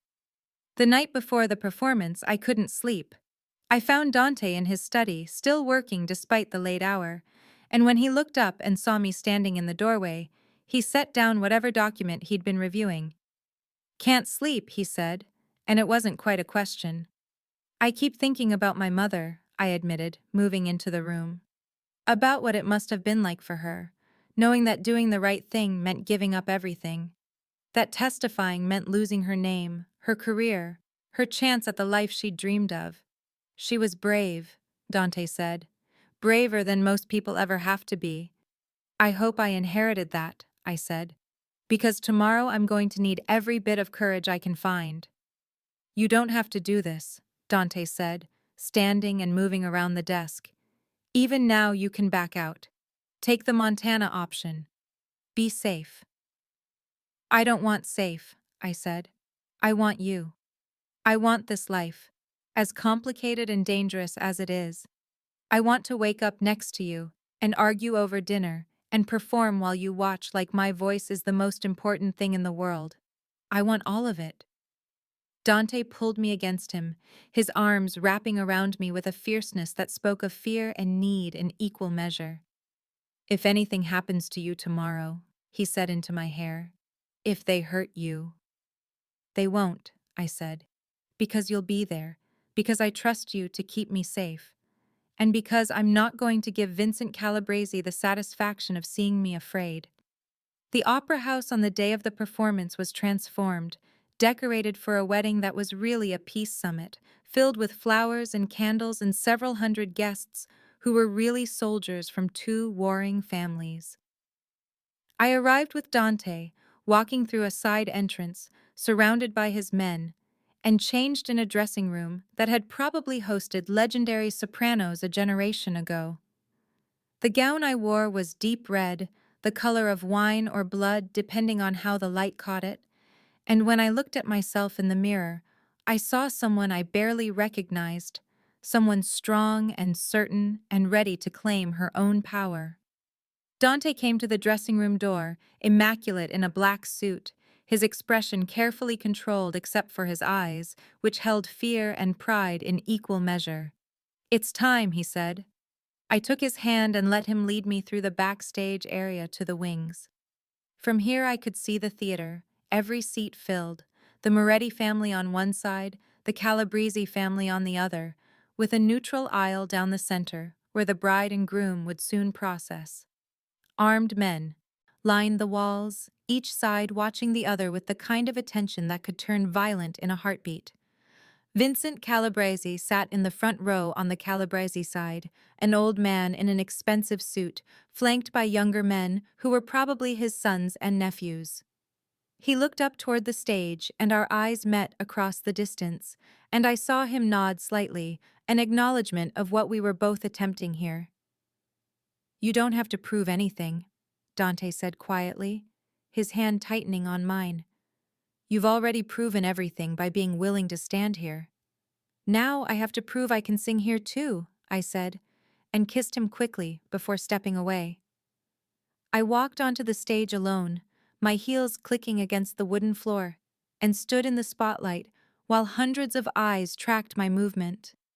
The theater fell silent. Marcus began to play, and I let the music fill me, let it push out the fear and the awareness of all the guns in the room and the knowledge that my mother had once stood in rooms like this, before everything changed, before she witnessed a murder and her life split in two, before and after. I sang of love and sacrifice, of a woman who chose passion over safety, of the cost of wanting something you weren't supposed to have.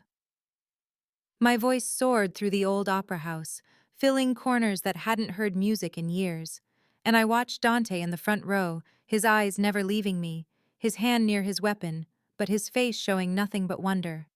When I reached the final notes, holding them long and pure before letting them fade to silence, the applause started tentatively from the neutral sections, then spread to both sides, Moretti and Calabrese families clapping together for the first time in a generation.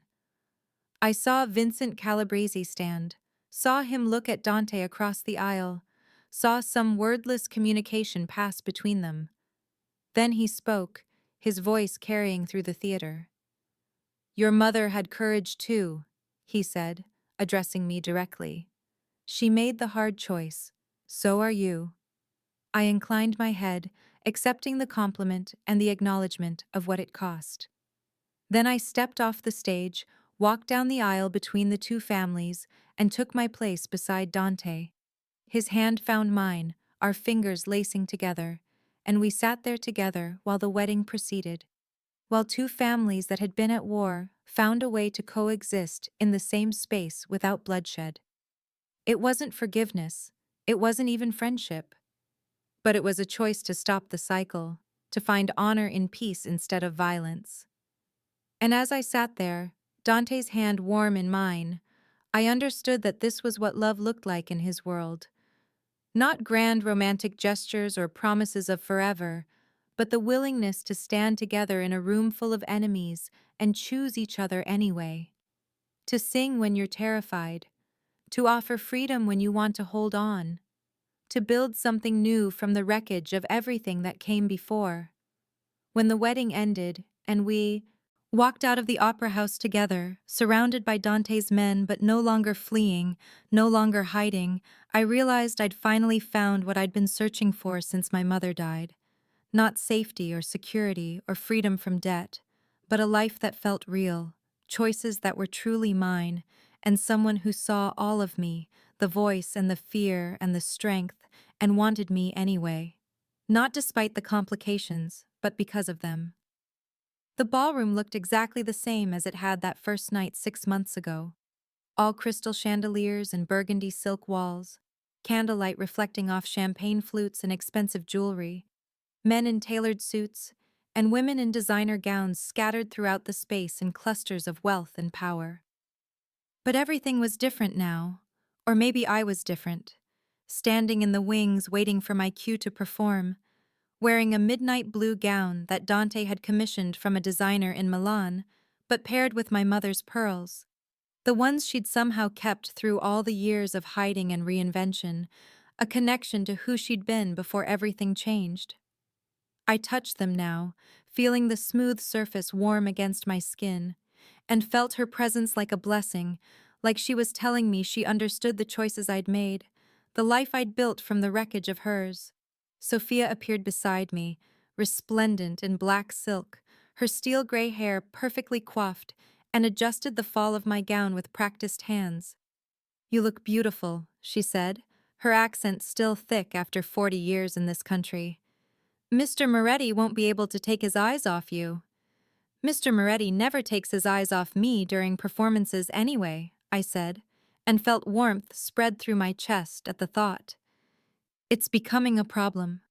Marcus says I play to the audience of one instead of the room." Sophia's lips curved in the closest thing to a smile I'd seen from her. "Sometimes the audience of one is the only one that matters," she said. Then she squeezed my hand and disappeared back into the controlled chaos of the party. I stepped out onto the small performance area that had been set up near the piano, and the room didn't fall silent this time, not immediately. These people knew me now, had seen me perform dozens of times over the past 3 months, at estate gatherings, and at the elegant supper club Dante owned in the theater district, at charity galas and private celebrations.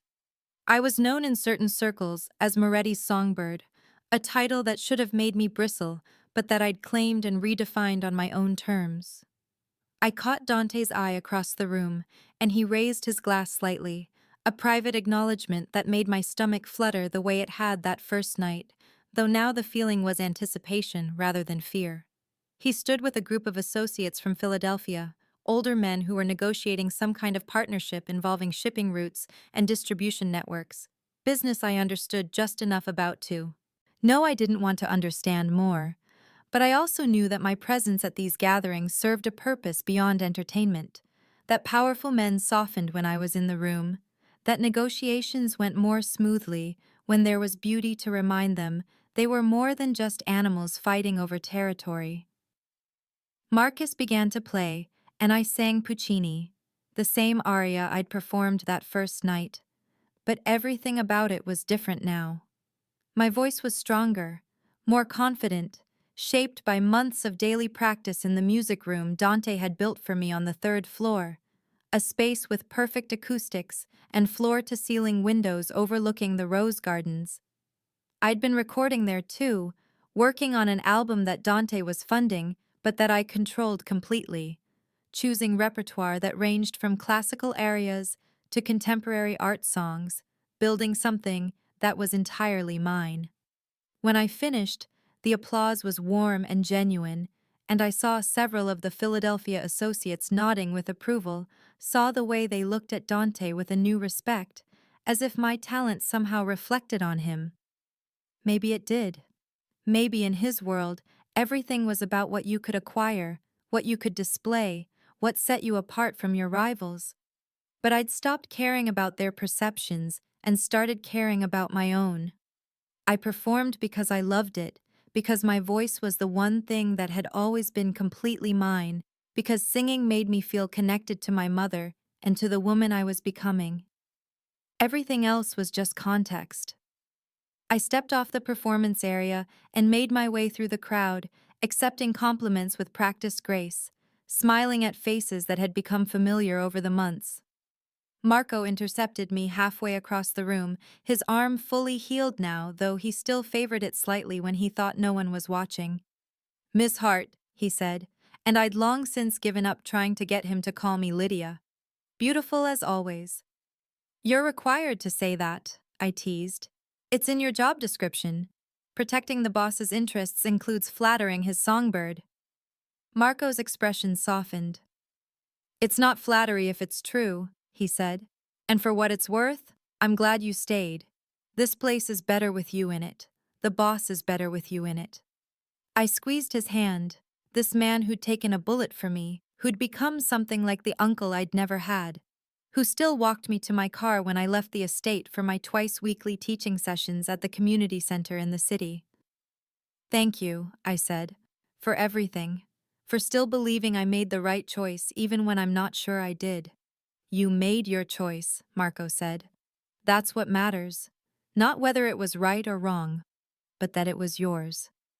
I found Dante in his study an hour later, after the party had wound down and the guests had departed with promises to finalize their agreements by the end of the week. He was standing by the window, jacket off and tie loosened, looking out over the grounds that were now as familiar to me as my own reflection. He turned when I entered, and the smile that crossed his face was genuine and unguarded, the kind of expression I'd seen more often in recent months, as if my presence had slowly eroded the walls he'd built around himself. "You were magnificent," he said, crossing to meet me. "I know," I replied, and felt the truth of it settle in my bones. I was magnificent. I'd claimed my voice and my power and my right to stand in rooms full of dangerous men without flinching. And I'm still not yours. Dante's smile widened, rare and beautiful and entirely real. "No," he agreed. "You're your own, which is why I'm yours." He pulled me against him and kissed me, and I tasted wine and want and the kind of certainty that came from choosing each other every day. Not because we had to, but because we wanted to. When we finally broke apart, both breathing hard, he rested his forehead against mine. "Do you regret it?" he asked quietly. "Staying, choosing this life." "I regret that I didn't have more choices," I said honestly. "I regret that my mother's courage put me in a position where staying was safer than leaving. I regret that your world is built on violence, and that loving you means accepting that violence as part of who you are. But I don't regret choosing you." "Any time you want out," Dante started, but I pressed my fingers against his lips. "I know," I said. "You've told me 100 times. You've set up accounts I can access, safe houses I can flee to, contacts who would help me disappear. You've given me every possible exit. That's why I stay. Because you give me the choice every single day, and every single day I choose this. Choose you." We stood there in his study, wrapped around each other, and through the window I could see the gardens stretching toward the distant tree line, beautiful and dangerous in equal measure, just like everything else in this life I'd built. My phone buzzed, and I pulled it out to see a text from Rachel, my friend who'd lent me the dress that first night, who I'd reconnected with once Dante had loosened the restrictions on my movements. She was asking about lunch next week, about whether I wanted to catch up and hear about her new boyfriend, normal friend things that felt surreal against the backdrop of armed guards and Mafia negotiations. "I have teaching tomorrow," I said, tucking the phone away. 3 new students starting, all young women who can't afford private lessons anywhere else. Marco is insisting on driving me. "I'll have him pick you up from the apartment," Dante said. The renovated brownstone in the city that I'd moved into 2 months ago, maintaining my own space even as I spent most nights at the estate, a compromise that preserved my independence while acknowledging the reality of our relationship. "You know you don't have to keep teaching," he continued. "The album will be released in 2 months. You'll have performance opportunities beyond what you can handle." "I want to teach," I said. "Those girls deserve to learn that their voices matter, that they have power even when the world tells them they don't. Besides, it keeps me grounded, reminds me where I came from. Dante nodded, understanding in a way that still surprised me. This man who could order deaths without hesitation, but who listened when I talked about art and purpose and the responsibility that came with privilege. We walked out to the garden together, the November air crisp and sharp, carrying the scent of the last roses before winter arrived. The security team maintained their distance, giving us the illusion of privacy while ensuring our safety, a balance I'd learned to accept if not entirely appreciate. Above us, the stars were visible despite the light pollution from the city beyond the estate walls, scattered across the sky like diamonds on black velvet. I stopped walking and tilted my head back, letting the cold air fill my lungs, feeling more alive than I'd felt in years. Dante watched me with that intense focus he brought to everything, as if I was the most important thing in his universe, as if my happiness mattered more than any business deal or territorial negotiation. When I lowered my gaze back to him, I saw the ring on my finger catch the moonlight, a delicate band of white gold set with a small ruby carved with the Moretti family crest. Not an engagement ring, Dante had been clear about that when he'd given it to me a month ago, but a protection sigil, a sign to anyone in his world that I was under his family's protection, that harming me would bring consequences they didn't want to face. I'd accepted it after a week of consideration, understanding what it meant, the commitment I was making not just to Dante, but to this life, to his world with all its complications and dangers. My mother would have understood, I thought. She'd made similar choices when she testified, when she accepted a new identity, when she built a life knowing that safety was always conditional and love was always complicated. She'd taught me to sing because she couldn't anymore, had given me the gift of my voice, knowing it might be the only inheritance that mattered. And I was using that gift now, not the way she'd probably imagined, not at the Met or La Scala or any of the prestigious venues she'd dreamed of, but in ways that felt true to who I was becoming. In Dante's ballroom, yes, but also at the community center, in the recording studio, in moments like this, under the stars with a man who saw all of me and wanted me anyway. "You're thinking too much," Dante said, pulling me closer. "I can see it in your face." "I'm thinking about my mother," I admitted. "About the choices she made and the life she built from those choices. About whether she'd be proud or horrified by what I've become." "Both, probably," Dante said. "The same way my mother would be both proud and horrified by what I've become. We're all just trying to honor the people who made us while building lives they couldn't have imagined." We walked back toward the house, his arm around my waist, my head against his shoulder, and I felt the rightness of it settle over me like a benediction. This was my life now, unconventional and complicated and sometimes terrifying, but mine in a way that my old life never had been. I performed when and where I chose, taught students who needed me, recorded music that mattered to me, and loved a man who was capable of terrible things, but who looked at me like I was something sacred. In the entrance hall, we passed the portrait that had been hung last week, a professional photograph of me in performance, my head tilted back, my mouth open in song, my eyes closed in an expression of pure joy. Dante had commissioned it after hearing me perform at the supper club, had it framed in gold and placed it in a position of honor where everyone who entered the house would see it. A statement of ownership, some might say. But I knew better.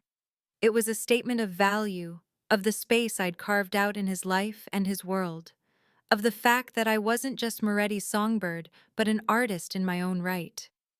We climbed the stairs to his private wing, our footsteps echoing in the quiet house, and I thought about that first night when Marco had led me to the East Wing suite, when I'd felt like a prisoner in a gilded cage, when I couldn't have imagined choosing to stay. But I'd learned that cages were complicated, that sometimes protection looked like restriction, that freedom wasn't always about the ability to leave, but about the power to choose. And I chose this every day, chose the danger and the beauty, chose the man who'd bought my time but couldn't buy my heart, who'd had to earn it through honesty and vulnerability, and the willingness to let me go. In his bedroom, with the city lights visible through the windows and the sound of guards changing shifts in the distance, Dante pulled me close, and I went willingly, knowing that tomorrow I'd wake up and teach voice lessons, that next week I'd perform at a charity gala, that next month the album would be released, and I'd step more fully into my role as an artist who happened to love a dangerous man. But tonight, right now, I was just Lydia Hart, daughter of Elena Moretti, who became Elena Hart, inheritor of courage and complicated choices, owner of a voice that could silence rooms full of killers, and a heart that had chosen to love, despite every reason not to. And that was enough. That was everything. When Dante whispered my name in the darkness, it sounded like prayer, like promise, like the acknowledgement that some things couldn't be bought or forced or manipulated into being. Love was one of those things. Partnership was another. And the kind of freedom that came from choosing your own chains, from walking into danger with your eyes open, from singing in rooms full of enemies and knowing exactly who you were and what you were worth. That was the most precious thing of all. As I drifted toward sleep in his arms, I thought about the title people used, Moretti's songbird, and smiled. They thought it meant I belonged to him, that I was his possession, his trophy, his pretty thing to display. But they were wrong. I was my own songbird, and I'd chosen to sing in his cage because the door was always open and I kept flying back. That was the difference between captivity and choice. That was the difference between being owned and being loved. That was the song I'd been learning to sing all along, the one my mother had tried to teach me, the one I'd finally found my voice to perform. The song of a woman who chose her own life, even when the choices were hard, even when the price was high, even when the world didn't understand. I chose this. I chose him. I chose myself. And in the morning, I'd wake up and choose it all over again.